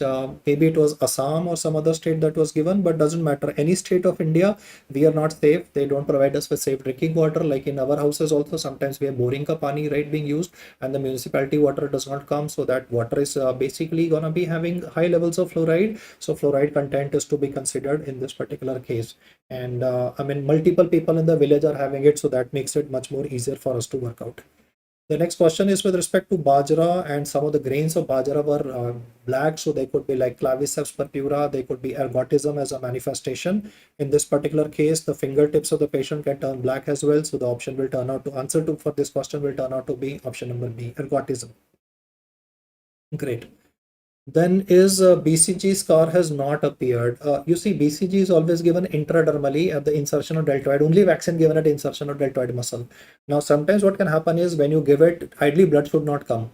But sometimes when you might give it a little more deeper subcutaneously, blood may come. Now, if you give it more deeper, then the scar may not be formed. I mean, the technicality is why is the scar not forming? If you're giving something intradermally, the scar should be formed. No. So lots of time when we are putting the needle intradermally, it may go a little more deeper subcutaneously, and as a result of that, local reaction may not be visible on the skin. But that is not a cause of concern because BCG is only being given to protect the patient from CNS tuberculosis. So it is like gentle reassurance of the mother. And I just wanted to mention that why we usually don't get a scar is not because of a faulty administration. It is just that the vaccine was injected a little more deeper.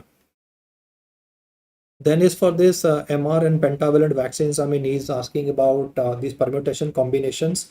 I think all of you are aware of the T series vaccines, and I don't need to explain that concept to you. So I'll mention the answer in this case, pretty straightforward one, discard the MR vaccine and reuse the pentavalent vaccine. Okay. For the symbol will not fight if it is biomedical waste. If then biomedical waste would be A. If it's gonna say recycling, then it is the option number B that would be given. In my sheet it says recycling, so I'll go by B. Like my students voted for recycling. If it's gonna be you saying nuclear, I don't have an issue with that as well. But if it's biomedical waste, then it would be option number A. Then we had this study being done on a long-term basis, and we are having people where we're trying to determine the J curve basically, right? The J curve related to hypertension would be primarily that hypertensive people will continue to have higher blood pressure, hypotensive, both ends of the spectrum, hypertension, both increase cardiovascular mortality, and this is what is called as a tracking of blood pressure. So it's more of like I mean, they did not ask us to analyze anything in between any groups. It was just, I can say, tracking of blood pressure to enable us to pick up that J curve, which tells us that both hypo and hypertensive patients would be having increased CV mortality. Then is the standard deviation of 10 that is given. So I need to go into mathematics, 105 minus 2 into 10. So I can get those mathematical values of 80 to 125. So this is one mathematics I was able to do. For the other ones, I was morbidly afraid. Okay, this is a family with three siblings. One child has left home and a new child is born. So yeah, I mean, agree to the fact that one child, eldest one, 18 years of age, is saying कि भाई the college में, you know, that person is going to quota for study or a person is going for some job, etc. But then a new child is being born in the family, so we call it a complete extension. The answer for this is D and has been double checked with the faculty. Interesting on Nigeria to United States. So Africa, you know, then we always think about yellow fever coming into the picture. That is 17D vaccine that would be taken care of. Aniline dye will increase the risk of development of bladder cancer, and therefore, because we're analyzing two groups, those exposed and the clerical staff, because those sitting in the office will not be exposed to aniline dye. So what we are doing in this particular case is, doing a comparison in a backward fashion, exposed versus non-exposed people. So that would be a retrospective study that would be done. Prospective would be a longitudinal one. The retrospective, we go back and see, I mean, how many of those who were exposed to aniline dye, the factory workers, actual ones, and how many of the clerical staff who were not exposed to the toxin ended up with development of bladder cancer. The answer in this case is B. Then is a guy in a cement industry and he's ending up with a occupational disease. So the moment I read about cement industry and then occupational lung disease. I think in terms of asbestosis, guys, after 1980 in India, in cement, asbestos content has been dramatically reduced. I mean, before 1980, cement plant working meant disaster, that people could end up with development of a cancer. But then they ensured by legislation that at least I can say in reputed companies, there would be no asbestos component present. Then is Langelier saturation index. Honestly, I wasn't aware of this, so I had to find it out from the PSM faculty. This would be mainly with respect to scaling versus corrosion. So, I mean, they uh, go into details like these as well, but great. Then is for not epidemic typhus, but endemic typhus. That's the word that I can mess up. I mean, careful reading is what is all that is required, which makes us answer this as rickettsia typhi. I mean, the first time when I read this question, I was tempted to answer this as Prowazeki, and then I realized, okay, man, this is endemic that is being asked. Great. Next is a factory worker who's having burns on the injury. I mean, he got injured while he's at work. So he says that, okay, if the guy is injured at the time of work, what would be recommended in this patient? That would be an extended sickness benefit in this particular case. Okay.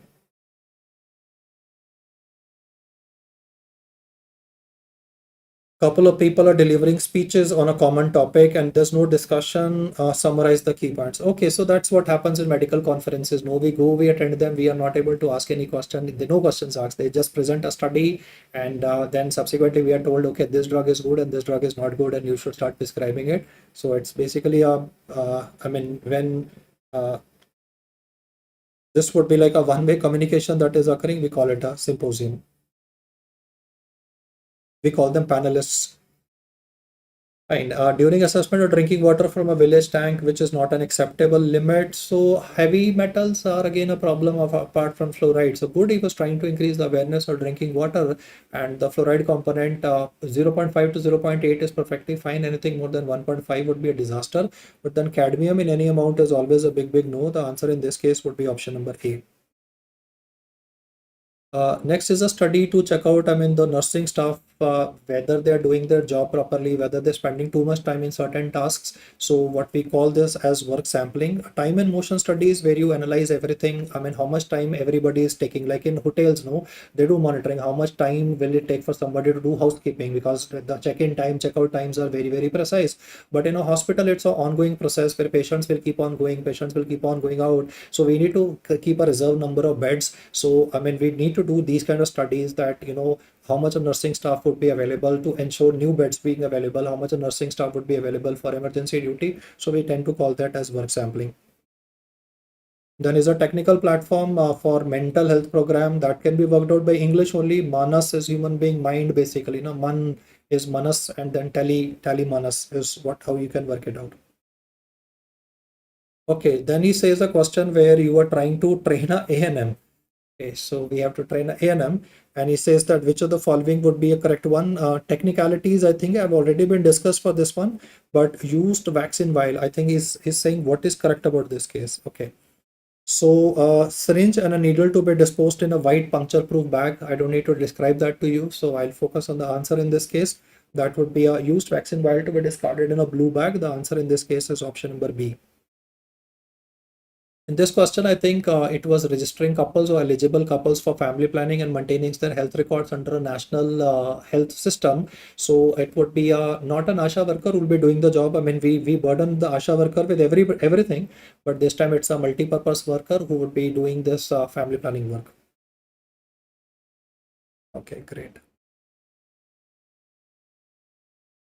Then is comparison of blood pressure between two independent groups. So it can be like South Delhi and North Delhi people all eat some South Delhi people eat more chole bhature, North Delhi eat more of paneer pakoras, and therefore we are trying to do blood pressure analysis between two groups in this particular case. And then he says like what is the test that would be used in this particular case where the groups are not going to be directly related. Like we are not doing a pre and a post test. It's like two different groups that are being compared with slightly different cultural and slightly different food habits. So what we do ahead is an unpaid t-test in this case.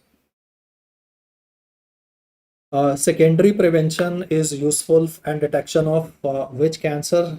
This would be cervical cancer.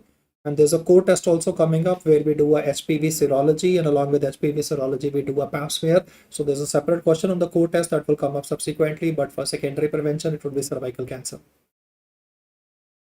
Mesothelioma is asbestosis. I think that is an easy one to be picked up. For this particular question, I think there was a great deal of mathematics that was involved, especially with respect to like the total number of cases that were given. And then from this, we had to subtract how many cases are either cured or have died. So the final total number of old cases that would be left is 60. And then among the new cases also, I had mentioned how many got cured. So therefore, we were having to do an addition here to find out the total number of I mean, in prevalence, it is old plus new cases which are to be taken into consideration. So a bit of mathematical work had to be done for this question so that we are able to work out the answer in this particular case. I mean, how many people would be alive at the end of the census. So if I go into mathematics here, this is option number A, but yeah, it took a while to check out the formulas and then work out the data in this case and then do a subtraction addition so that we can work out the final conclusion for this particular question. Arogya Mandir is that rebranding, no? I mean, sub centers are being rebranded on Arogya Mandir, and the main objective would be to provide essential drugs at that particular area. Finally, a logical question after facts, facts, facts. This is like a girl rescued after an earthquake, and she's having a laceration with a swelling on the leg. So, because there's a swelling on the leg, there is a big risk of development of gas gangrene, or even if there is no risk of gas gangrene, I can say there can be a risk of compartment syndrome.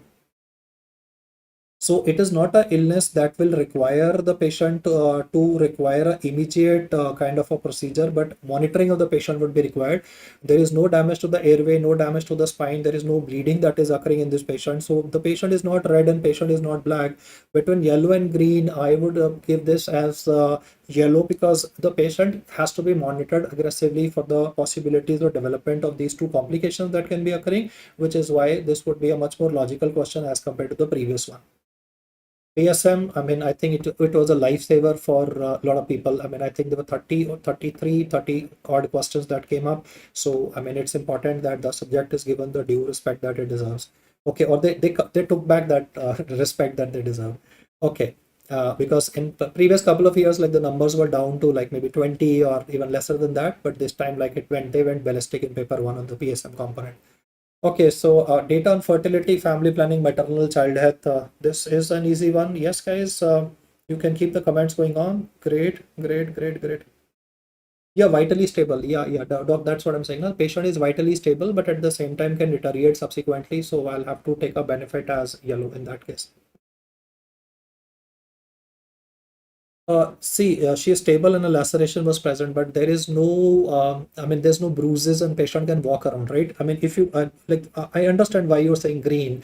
I can just say that if a patient with a laceration, I don't expect a patient with a laceration on the leg, and especially after a injured in an injury, be able to walk around. So there has to be some injuries which have not been detected at the moment by our simple physical examination. It could be possibilities of sepsis developing in the patient in future. So I agree that the patient is safe, but at the same time, I would like to keep it under observation. Okay. Moving to the next one, the answer is A only. That is for this fertility, family planning, maternal and child health.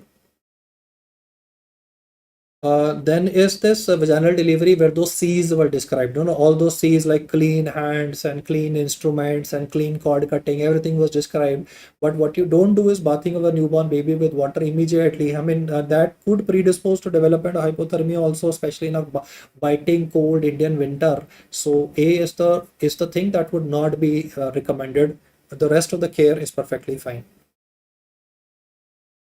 Then infant mortality rate is I mean, the health status of any country. I mean, if we have to go beyond America, as you know, Trump has declared openly a war against India in a sense.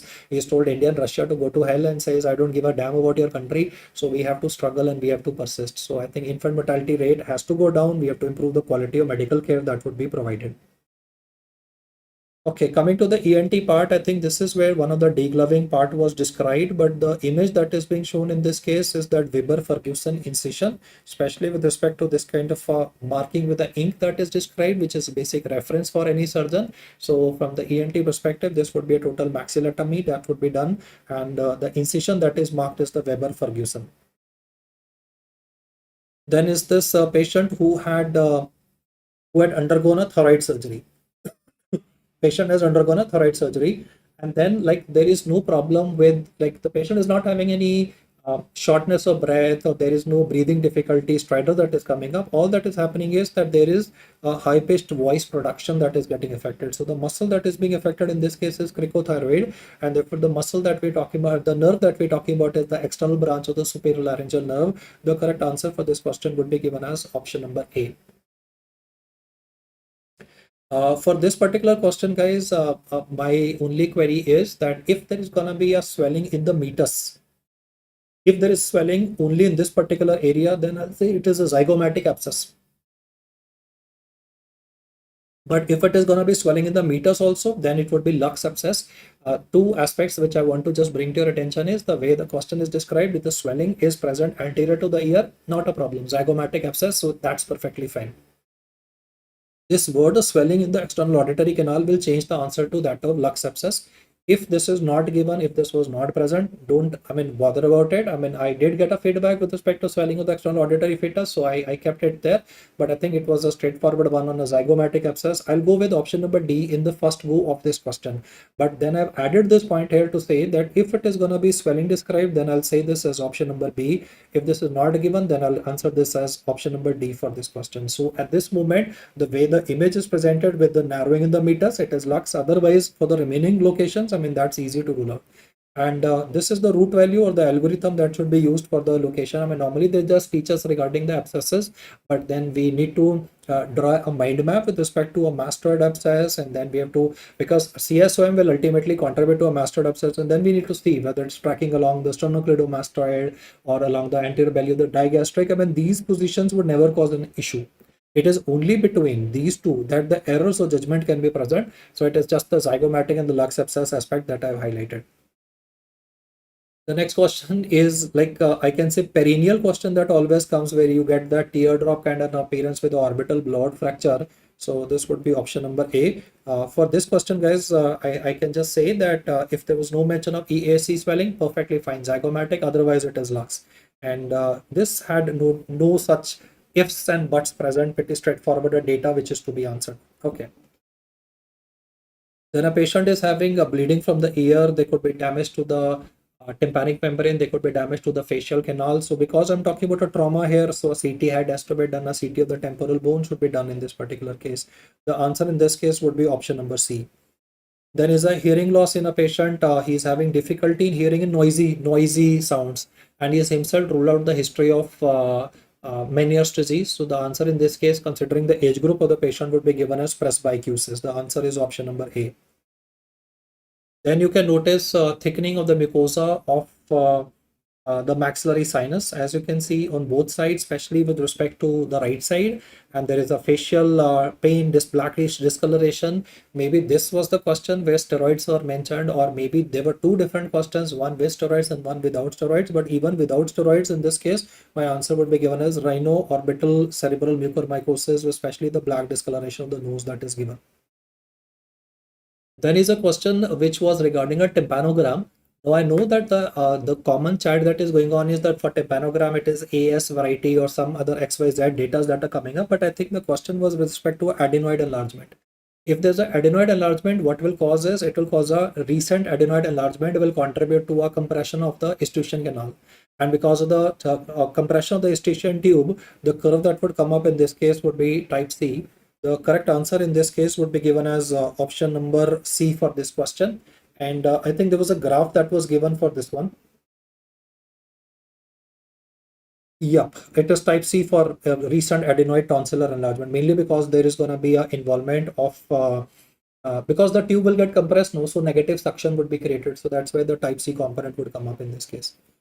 Okay, fine. So, fine, we are sorted for this one. Let's move to our next one, Hebert-Spreads.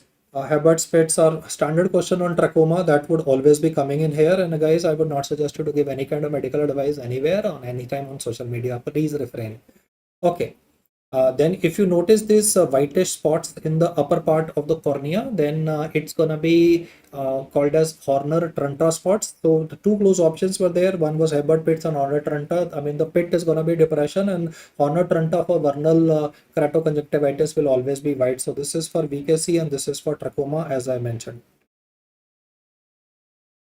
Okay. The next one is for a pituitary adenoma crossing an optic chiasma. That would be bitemporal heminopia. You can answer that in your otitis media with effusion. Then it would be answered as totally different. No? Then the findings will change now. I mean, as I've showed in the table, I mean, if there are two questions on the same, if there is a otitis media glue ear, if it is described, then for glue ear, it will become type B.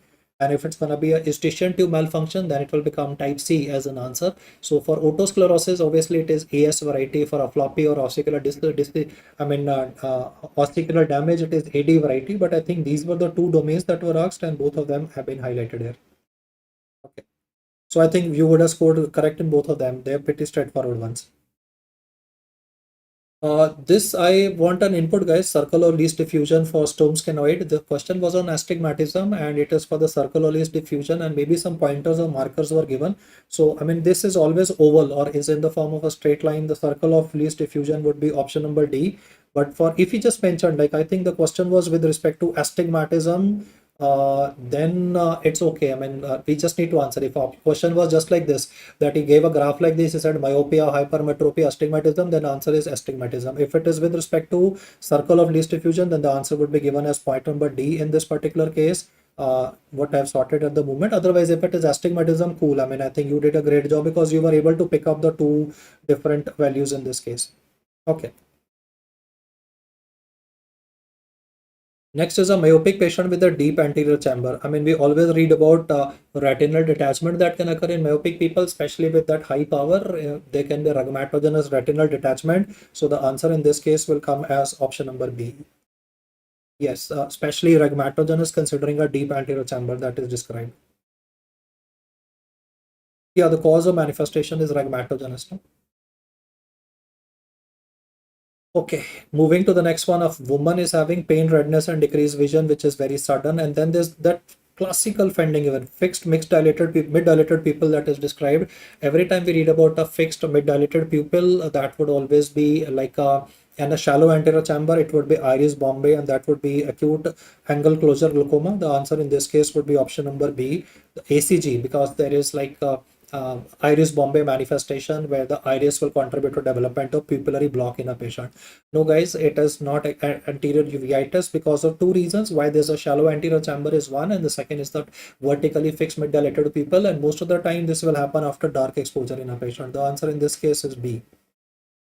The answer will depend on the image for this one. If he mentions regarding satellite nodules, quickly comment in the chat box whether the word satellite nodules was mentioned with dry feathery margins, or was it like the standard manifestation of dendritic ulcer. I mean, for dendritic ulcer, there would be no hypopion that would be described, but what I've described as two things in this question or this image would be if there is branching described, yeah, branching is given, but if there is mention of satellite nodules, then I'll answer it as a fungal ulcer. If there is mention of satellite nodules, then I'll answer it as a fungal ulcer. Otherwise, in those circumstances, if it's going to be no mention of satellite nodules, no hypopion described, then we'll answer it as a dendritic ulcer. So I mentioned both of them also. This is the fungal one and this is the dendritic ulcer caused by HSV, which we traditionally read about. Yeah, branching can be present in both of them, no, but then the remaining description is the one which has to be highlighted. Okay. Yeah. We'll talk like inflammatory interstitial keratitis has to be associated. There could be like syphilis as an association that could be described. Okay, that gland of Z's would come up, the sty wala feature, painful lid swelling at the base of the eyelids. That would be gland of Z's, right? So that's an okay one that you could pick up. The next patient was having pupillary reflex absent and accommodation reflex is present. I think there was a description given on Argyll Robertson pupil, which is a manifestation of neurosyphilis, because he's mentioning that the accommodation reflex is present. Instead of writing the word neurosyphilis, he has mentioned near reflex is present, that is accommodation, and then pupillary reflex is absent. So the damage in this case would be the pretectal area of the midbrain, and this would be, yeah, there could be an image that is described, the accommodation reflex is present. You write it as ARP, and then you do ulta PRA, that is a pupillary reflex is absent, and you work out to the answer. In this case, that would be option number D. Then in Hirschsprung's test, in one eye, I mean, the light was falling centrally, but in the other one, it was falling on the periphery of the limbus. And because of this association that I mentioned, especially by falling on the limbus, you can work out the answer in this particular case. Yes, this would be D, that is 90 degrees PD exotropia. Exotropia is understandable, that is moving, the eye is moving laterally, and then it is mainly related to the mathematics, right? For that millimeter of displacement, that we call it prism diopters, and because the eye is moving laterally, so we will call it an exotropia. Okay. Then is deep anterior chamber. So I think there were two of them. One was shallow anterior chamber. This one is a deep anterior chamber with the jet black pupil present and no lens seen. So I mean, that is self-explanatory. If there is no lens present, then we will be saying it would be aphakia. Hirschsprung's test is a subjective way to assess for presence of squint in a person, where the one of the light of the torch was falling in the periphery of the limbus, which is why the answer had to be framed the way I mentioned. Okay. Great. Then is for shield ulcer for vernal keratoconjunctivitis. So pickup was easy.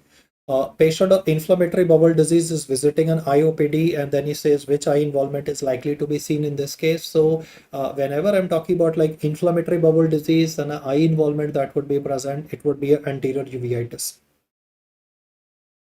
or idocyclitis. This image is of arcus senilis. It is like grayish in color, not that blackish, not that golden green, or I can say that brownish green that we see in Wilson disease. So for arcus senilis, I'll do a slit lamp examination. And I'll do a lipid profile. In fact, the most appropriate test for this patient would be, in fact, a lipid profile. Yeah, shield ulcer, I think so, was mentioned. Otherwise, like it is that Horner-Trenta comparison, which has to be remembered. Okay, so the medicine part is what I've discussed already, guys. So what I'll do is I'll move ahead in my slide. I mean, that part has already been taken by lipid because it's related to derange hyper. This is usually seen in people, no? Is usually seen in people who are having the bad cholesterol that's elevated. Arcus senilis is related to the lipids, guys. Okay. Okay, guys. So the medicine part is what I've already discussed. So we are not gonna take care of that. What I'll move subsequently in the slide is move on to the surgery domain. And let's do those questions. Where you can notice that there is structures which are causing the following defect. There's a dimple in the breast, and considering that, then this would be called as Cooper's ligament. Yep, answer would be option number A. Then for gene associated with medullary carcinoma thyroid, this would be RET, RET, RET proto-oncogene. We read about it with respect to Sickle syndrome in the manifestation as well. Okay, that would be a chance for the same image. Okay, a patient is undergoing a resection of the left lobe of the liver. Hepatectomy is being performed. So Cunard segment is what he's testing here. You are removing the left lobe here. So that would be 2, 3, and 4. That would be resected. So answer in this case would be option number A. Okay. Then esophageal varices, whether it says bleeding varices or non-bleeding varices, in both of them, the answer of ours would be given as yes, guys, you can quickly comment on this one, guys. I think it's a pretty straightforward one. Esophageal varices, they can bleed, no? So we'll go for EVL, that is an endoscopic variceal ligation. Transarticular intrahepatic portosystemic shunting would be done mainly in those cases where there's gonna be like refractory ascites present in a patient. Okay, fine. वही persistence की बात है यार, and we need to do this faster. Okay. So we are having a pain in the right upper quadrant of the abdomen after 4 days of cholecystectomy, and there's a significant collection that is present. Considering that there would be a collection present, we have to go in for, if it's a large collection, I will have to open up the patient, but otherwise not, we try avoid opening up patients. So what we'll do in that case would be an ultrasound guided aspiration of the content would be done, and this is gonna help us subsequently. I mean, a percutaneous drainage of the abscess is what we're talking about, and most of the time this would help. Otherwise, if it's a big collection, I might even have to put in a pigtail catheter or might even have to open up the patient. That would depend on case to case basis. Okay, a patient on GERD on endoscopy is having a nodule in the second part of the duodenum. So I'm talking about a tumor in the second part of duodenum. That is going to be Zollinger-Ellison syndrome, and Zollinger-Ellison syndrome is always going to be gastrin. So the answer in this case is option number A. Then is question of mesenteric cyst. There are two varieties. Mesenteric cyst would be chyliolymphatic and enterogenous. Enterogenous is related to the intestine. So there we'll have to, because it has this blood supply, it's related to the intestine. So we have to do resection along with the adjacent bowel. This is for enterogenous. But my question was simply on a mesenteric cyst, which is chyliolymphatic, which is having only lymphatic fluid present. It does not have its independent, I mean, it does not have any bowel association present. So we can go straight away with the enucleation. The answer in this case would be option number B. This question came in last time's exam also. There was like neonate with, I mean, gastrochiasis is like standard question that would come and you'll say, what will you do in this case? So it's a gradual reduction. We'll cover the defect with the silo bag and do a wait and watch. I mean, and we gradually put the contents back, because if we try to put them fast, what it will cause is, unfortunately, it will contribute to a compartment syndrome. And I mean, unmistakably, they have to give two questions on acute scrotum. So this is like a patient having a scrotal swelling, but the age group of the patient is unconsequential. But he says that the scrotal swelling in a child is becoming irreducible. So it has been present from a while. This could be a hernia that has gone down into the scrotum and it has become irreducible. So that would mean that there could be a risk of development of strangulation in this particular case. The answer in this case would be option number C. Then there were two questions on grafting. I'll handle both of them. The first one is for SS split skin grafting. The split skin grafting that I mentioned for a burn injury, he says what is the most appropriate intervention that would be done for management of our patient, because like there is no graft failure in real sense that is described. I mean, what we can do is continue physiotherapy in this patient without any intervention.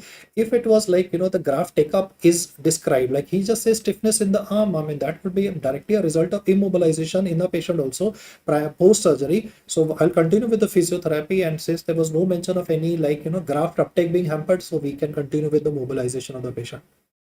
Then there was vertical mattress sutures that were given. There were images which you have to pick up, vertical mattress versus horizontal mattress, and then can be interrupted sutures as well. So the answer in this case would be given as option number A. Then is ulcer on the gaiters area. That ulcer on the gaiters area would be called as a venous ulcer. If it's on the sole of the foot, it's a neuropathic ulcer. If it's going to be between the toes or on the toes, then it is an arterial ulcer related to digital gangrene. My next patient is having burns, substantial ones, quarter of the body, and the patient is in circulatory failure. Urine output is only 30 ml at the moment since the patient has been admitted. So because patient is going into circulatory failure, I need to give a fluid bolus in a patient initially. So we will not give colloids, we'll give crystalloids to this patient of burns. I mean, anytime we are dealing with a burns patient, it is always crystalloids that would be given initially because of the circulatory failure part. So that Parkland formula thing is obviously valid, but at this moment, it's not about Parkland formula. It would be mainly with respect to giving a bolus to this patient. Then for damage control surgery, the sequence is pretty straightforward. Select the patient, exploration.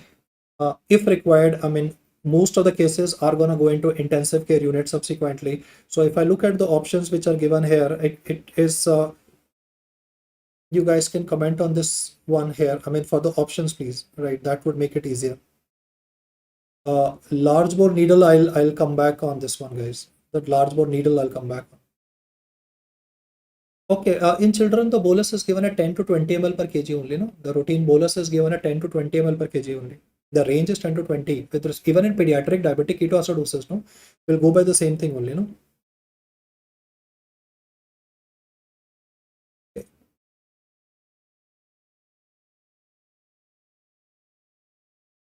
Okay, so I think they were like the sequence is fine for this one. That would be like ultimately a secondary exploration that may be required and subsequently abdominal closure, because sometimes you may not close the abdomen in the first look surgery. The first look surgery would be done only for ensuring hemostasis. What I mean by primary exploration is that first time when the patient is being operated upon, what we are doing is just controlling the bleeding part, hemostasis, and we may not control the abdomen.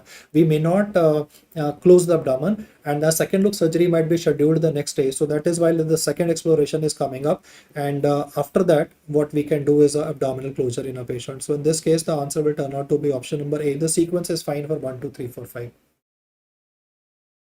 The subsequent question can be worked out on English only कि बहुत property है इसके पास में और सब उसको मारना चाहते हैं तो प्रॉपर्टी है तो I mean the guy is a loser but he thinks he has a lot of properties of grandeur and because everybody wants to kill him so delusion of grandeur and persecution would be present. Then is this guy who visit a psychiatric clinic because of not feeling good, right? Sleep disturbances, low mood, stress because of the current job, and he's like not able to function properly. So he says, what is the likely diagnosis? Initially, I thought it is generalized anxiety disorder, but then generalized anxiety disorder, one, the duration of history should be at least for 6 months, and then the stress should be for everything, not only related to work. In this case, what is happening is that the guy is having problem mainly with the work part. Apart from this, like there is no other issues that are present.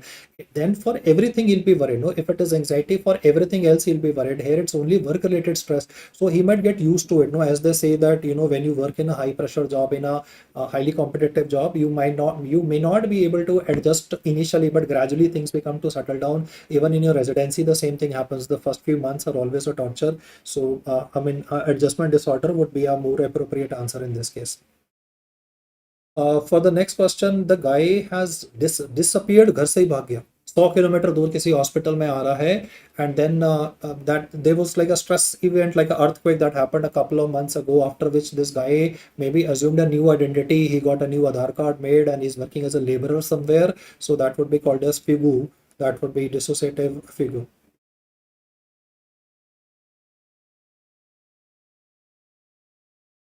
Okay. Yes. Yeah, nihilism means I mean that is a feature that's always coming in depression. Okay, so we have this female talkative, hyperactive, and then is doing compulsive shocking, compulsive shopping. And when asked questions, the patient is very irritable and angry. So goes more in favor of like no, no, it's not an obsessive compulsive disorder. I mean, it's not that online shopping is a problem. Most people tend to continue to do that. But yeah, it's a bipolar disorder that is understandable.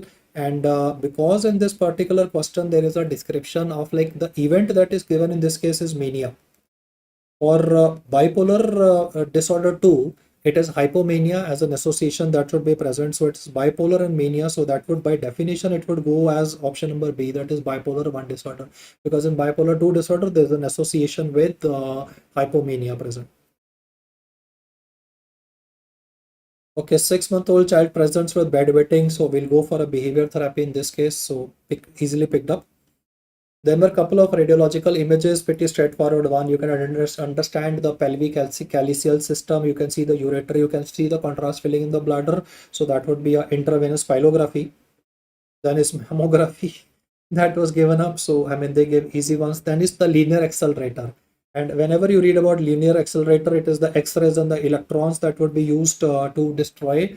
And the comparison is always with cobalt 60, but at the moment it is like a linear accelerator that is being discussed. So that is why like X-ray and electrons are what we are talking about at the moment. Then another IVP, I mean, shockingly, IVP was given, though it's a redundant technique nowadays. So you can see that looks like a snake head, that is a uretrocele, that's the adder head appearance, that is for a uretrocele. We have this guy with the fracture of the neck of the femur, and he says, what will you do? So I think the orthopedics was much more easier this time, not too much of like, splints, etc. shown where there can be some errors. Fracture of the neck of the femur, considering that, we'll have to go in for an internal fixation in this case, ORI for open reduction internal fixation. Then the test that we're doing in this case is the anterior cruciate, the anterior drawers test, and in drawers test, we're trying to check for the anterior cruciate ligament.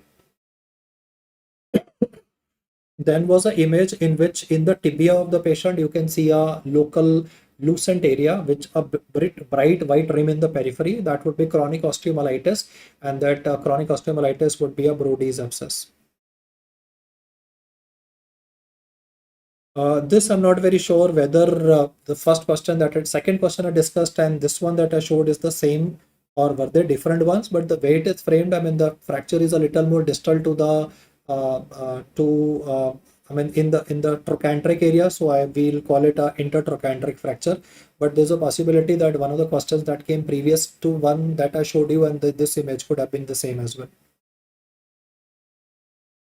Okay, then EtCO2 values more than 35. I mean, they always give a shape. Normally, they love to ask for the shark fin appearance and the inspiratory and the expiratory fluctuations that can be present. But then EtCO2 is telling you that your endotracheal tube is in correct place. The test that we're doing at the moment is testing the ulnar nerve for neuromuscular. Whenever we are given neuromuscular blocking agents, we want to check for recovery. So for the electrodes are put on the position of the ulnar nerve to check for the activity of the adductor pollicis muscle, which is supplied by the ulnar nerve. The correct answer for this one would be option number B.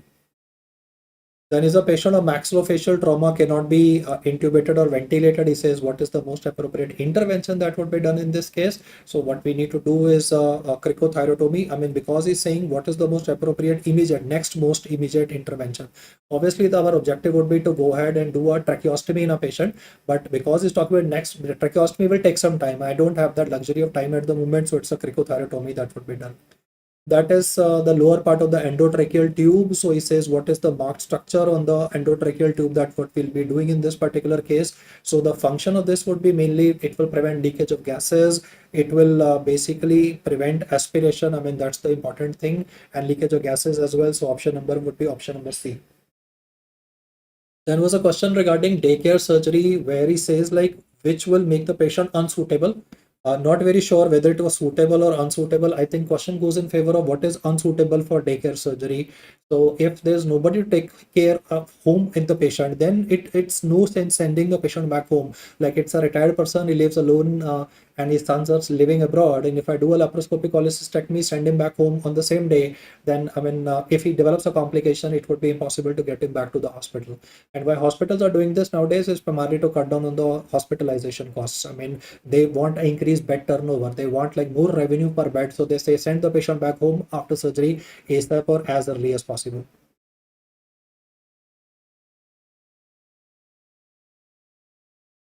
Okay, G. Fine, guys. So we move towards the terminal part of our discussion. In this case, there was like a male who's having an absent uterus. Like this is a girl, we're thinking she's a girl with a primary amenorrhea.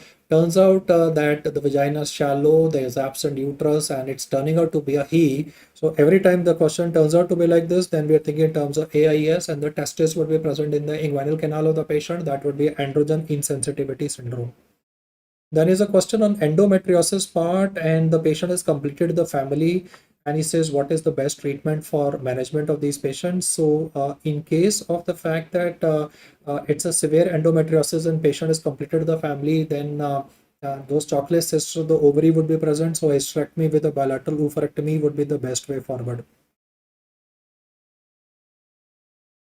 Partogram, yes, an interesting one. He said you crossed the alert line but not touched the later part. I mean, I think there was alert line and action line, right? But not touch the action line. So if it is crossing the action line, or if there's any evidence of fetal distress that is given, then we'll go for a cesarean section.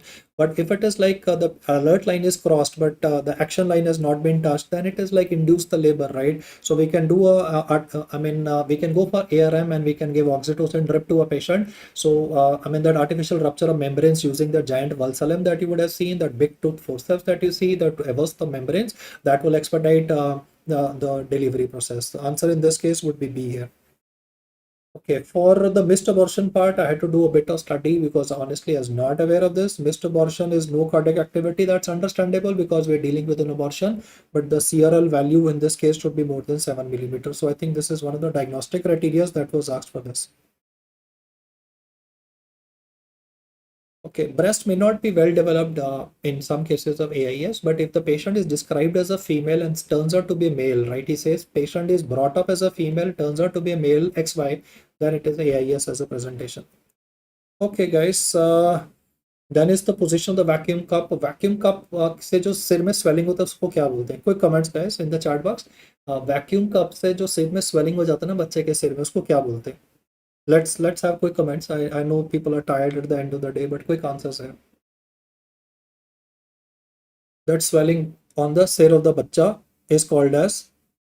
Come on, I have one answer. I have one answer. Come on, guys.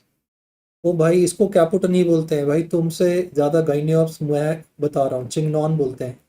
जब vacuum कम लगाते हैं तो उसे caput नहीं बोलते भाई, caput नहीं बोलते हैं कम ऑन यार, तुम इतना गाइनियस पढ़े हो, है ना। इसको चिंगनॉन बोलते हैं। It's not caput succedaneum. Caput succedaneum तो रूटीन स्वेलिंग होती है, वो तो नॉर्मल वेजाइनल डिलीवरी में भी होती है, मोल्डिंग होती है। ओके चलो पढ़ना इसको, right. It is chignon. The correct about the placement of the vacuum cup, cephal hematoma is faulty forceps application. Come on guys, no. Vacuum cup लगाते हैं, vacuum cup would be placed, this would be close to the flexion point. Flexion point is at a distance of 3 centimeter anterior to the posterior fontanelle. The answer in this case is C, that is flexion point 3 centimeter anterior to the flexor, to the posterior fontanelle. Okay, identify the sign. क्यों भाई, fail, इसमें fail होने वाली क्या बात है, ऐसा तो कुछ भी नहीं है। Okay, then is per abdominal examination being done in a lady who's recently conceived, and you can notice that the cervical wall is very very soft. So this is gonna be yes guys, yes, I think Hagar sign is a easy pickup in this one. Great. Then oral contraceptive pills will prevent the following cancers except, so your answer in this case would be cervical cancer. I did look up various options. Ovarian endometrial is okay. Fourth one was colorectal. Third one was colorectal. So the answer in this case would be cervical. Great going guys. Then they made you calculate the Bishop score. So it's 2 centimeter dilated. Okay, 2 centimeter dilated. So that would be 1 mark. 20% effaced would be 0. Soft cervix would be 2. I am really wondering how you managed to solve this one. And station is -2. So that requires a lot of concentration. Not very sure if this question was solvable or not solvable. But yeah, I mean, the score works out to be 5. I mean, there can be some variations in the data that can be present. So it's okay if in your recall, which you attended somewhere, if the score turned out to be different, that is okay. But if you look at the mathematical values that are given for this question, the score will turn out to be 5. Okay. Rajveer, can you elaborate on those two options? Okay, for shoulder dystocia, it is Mac Roberts. I'll show you an image for the same in just a few seconds for now. Okay, it's already there, Mac Roberts for shoulder dystocia. हाँ, station can very ना यार, अब वो तो देखो, station तो अब I don't know ना कि स्टेशन क्या दे रखा था, -3 था या station was like -2, whatever was the value, I mean that will vary, but then the mathematical calculation has to be worked out there. Okay. Uncontrolled PPH after delivery despite oxytocin. So there are a lot of steps, but that Bakri's balloon, I think, is what he's trying to talk about. So balloon tamponade is, yeah, Raj, I'm perfectly okay. If your score is turning out to be 7, it's perfectly fine because of the mathematical values that can vary based on the cervical effacement. Because obviously, if I increase the cervical effacement, the answer is definitely going to change. Favorable or unfavorable. Okay. Okay, so we will take at a value, no, something like more than 50% effaced would be taken as like a effaced as a favorable effacement. Okay, favorable and unfavorable. Okay, got it. Fine. So I'll say score is 5, unfavorable, because cervical effacement is less than a critical value. Yeah, that's what I said. For this particular question, guys, if it's gonna be like in this particular question, there can be steps, there are multiple steps. One can be simply manual uterine massage, or it can be bimanual compression also. So it is stepwise that is present. But if he says like overall, what is the best next step in the patient, then it is balloon tamponade that would be used. So I mean, the answers can vary because I wasn't very sure regarding the exact. I mean, the situation for this one, we had to pick up, like what we did was ultimately, because there's going to be so much people saying, so much of chatter coming in, we said, okay, what's the best treatment for this one? But yeah, I mean, PPH after delivery, extensive bleeding, the overall part is the deployment of the balloon. Okay, a woman is having a hypotension, tachycardia, and a boggy mass at the introitus, and the shock is disproportionate to bleeding. So this could be a uterine inversion. The answer in this case would be given as option number C. Great. No, won't be a rupture of the uterus, doctor. If it's a rupture of the uterus, then there would be abdominal pain and hypotension that is developing without the gush of vaginal blood. But if there's a gush of bleeding occurring per vagina, then we have to think in terms of PPH as a possibility. An absolute contraindication for IUCD insertion would be irregular menses. Then is repeated DNC is being done in a patient. So there is bound to be development of adhesions. No? That adhesions is what is called as Asherman syndrome. So answer in this case will turn out to be option number B. Okay, variable decelerations are always a feature. I mean, how they look like is not important at the moment, but if I say variable decelerations, yes, guys, you can hit the comment button much more faster than what you're doing at the moment. Asherman is what I've already commented upon. That would mean like fetal distress, no cord compression for variable decelerations. Then is an interesting one. He said placenta is attached to the bladder. Placenta when so far it is going through and through the uterus. That would be percreta. I think NEET PG they put up a question on accreta. हमारे को दे दिया उसने percreta. Okay, the next one talks about perineal tear, which is like 50% of the external anal sphincter getting involved. That would be 3A as an answer. I think this was much more doable as compared to the one that I mentioned previously for that question on calculation of Bishop score, where those mathematical values can go hayward. This is like a much more easier one, I would say. Then stage after Thilarche would be pubarche. The answer would be A. Control the delivery of fetal head and reduce perineal tear. The image was this one that was given, though the remaining maneuvers have also been shown. This is a pressure on the perineal area with a pad that you use, so we call it a Ritken's maneuver. Beta HCG monitoring, I mean the frequency of monitoring beta HCG was asked, that is doubling every 48 hours, so therefore the answer in this case would be option number C.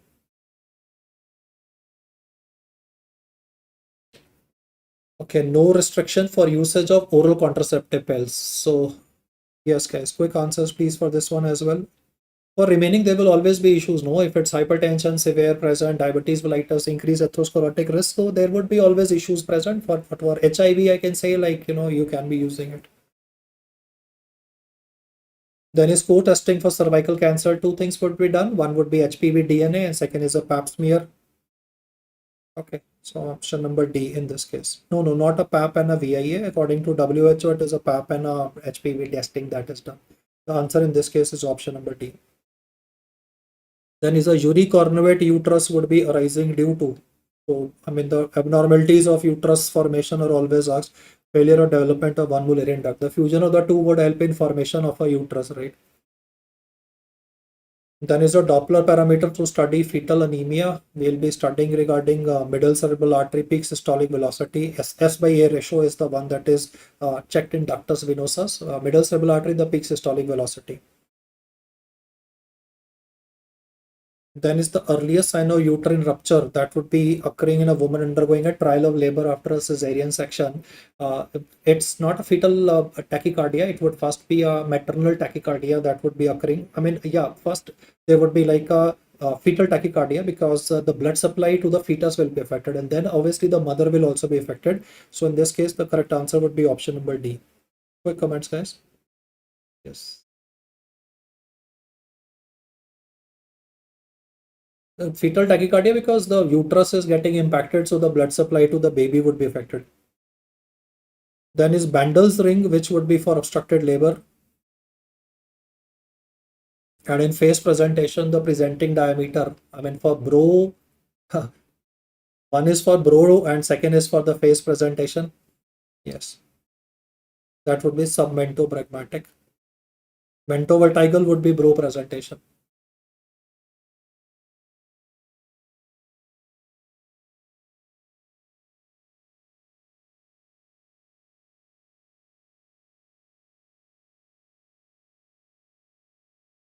Okay. Then is circlage placed high with the knot not visible. So I think it was Shirodkar and modified Shirodkar both in the options, or it was only modified Shirodkar. But the suture would be put much more superiorly. So that would be modified Shirodkar as the single best answer for this one. For McDonald's, for McDonald's circlage, which would be to take care of the cervical incompetence present, the sutures would be present much more inferiorly. Yeah, both if both Shirodkar and modified Shirodkar are in the option, then the newer version is the one that would be better to be given as an answer. Okay, so we have a newborn with a diabetic mother and blood sugar is very low. Patient is symptomatic. If baby is asymptomatic, we can breastfeed. If it's going to be symptomatic, then I need to give 10% dextrose and I need to recheck the sugar once again. The answer will turn out to be option number C in this case. because the baby is symptomatic. Yep. So that's why the intervention needs to be done. Then that 5P deletion is a Credo chart. That single transverse crease, I think a more elaborate version of the same question that would be answered as Down syndrome, that is trisomy 21.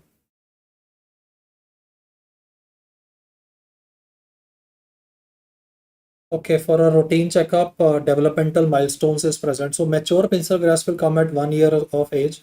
You guys can quickly do the commenting, guys, for this one. I can just expect your inputs there.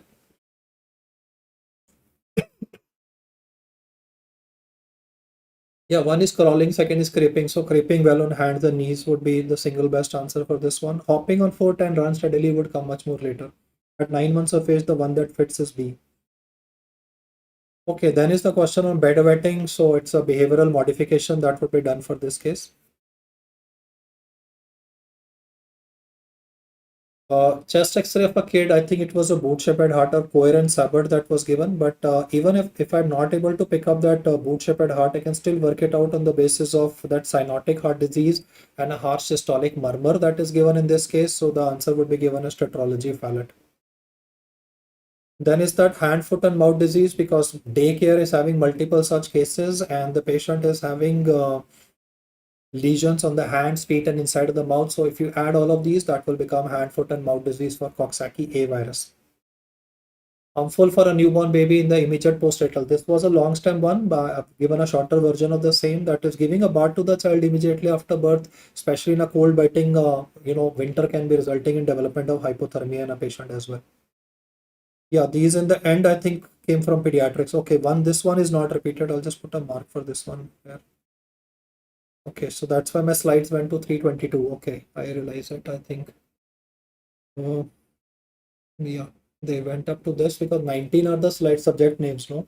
And then 3 or 4 are those repeats ones. So that will, if I subtract it, it will become, got it. Okay.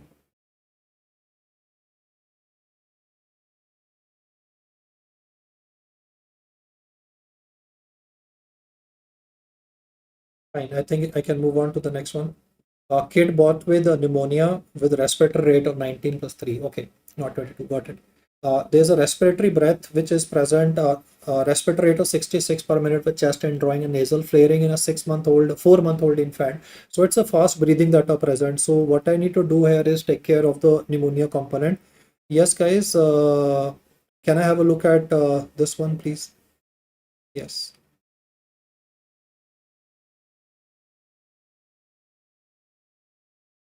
Uh, okay, there is mention of severe pneumonia for this question. I mean, let me know if there are any danger signs described in the question. Any danger signs which are given.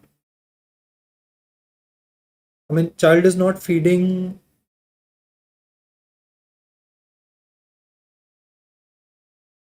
Okay, not feeding properly. Okay, fine. Then it is okay. I mean, if it's a danger sign which is given in a question, then I'll answer it as a severe pneumonia. The way the question was framed, then it is standard pneumonia only. If it is not feeding, then it is understandable. Unable to feed, then it becomes severe pneumonia. So fine. Okay, hips rhythmia in a child, and the pattern that would be present would be ACTH. That's the presentation of myoclonic seizures in a patient. Then is a child with genetic testing showing mutation in the CFTR gene. Even if that was not given, the combination of lung infections, recurrent sinusitis will make us think in terms of cystic fibrosis in a patient. And he says, what is the test to be done in this case? The answer in this case is a sweat chloride. Do comment whether there was any mention of genetic testing also given in a question. Though he himself mentioned CFTR gene, but if genetic testing is given, then our answer would be given as genetic testing only. If not, then it is sweat chloride as an answer. Okay, never an issue. Okay. So I think we're done. On the last slide, I'm on the last slide here. 2-week old infant with conjugated jaundice, that is obstructive jaundice. तो बच्चों में तो physiological jaundice होता है, pathological jaundice होता है. obstructive jaundice हो रहा है तो हमें biliary atresia के बारे में ही सोचना है. So the correct answer in this case would be option number A. I think we are sorted for this one, guys. Yeah, the PDF will come soon here. And okay, killer comedy, you I think commented on a couple of questions there, right? BP should be monitored before surgery. Okay, so there has to be certain Surgery, no, doctor, I think there was a combination because there was overlapping. No, surgery total is total questions are 33.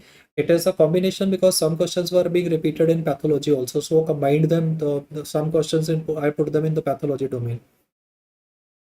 If it is, no, it cannot be clay colored stool, no, because clay colored stool and dark color urine will always be a conjugated hyperbilirubinemia. If it is unconjugated, then it is okay. I'll think in terms of possibility of physiological jaundice, but at 2 weeks, it's mainly gonna be like unlikely to be physiological also. Okay, guys. So thank you so much, guys. And I think this is a session which I think was helpful in a sense that at least gets you idea regarding kind of things that have to be studied, and gives you a fair bit of idea regarding how I mean, even if you say, some were not there, कितने होंगे ऐसे 10 होंगे ना, है ना? तो I have like 366 slides in my PDF, so 326 slides in my PDF. So मतलब remove a few repetitions, right? Maybe 20, 50 कर दो चलो repetition, right? It won't be those many. But then 10 कर देते हैं ऐसे कि जो are gonna be like, okay, they did not come. But the remaining ones are like from there getting to a safe figure of 150 plus is, I think, not a very tall order to achieve. So thank you so much, guys, and it was really fun interacting with you guys once again. And take care. God bless you. See you on the other side.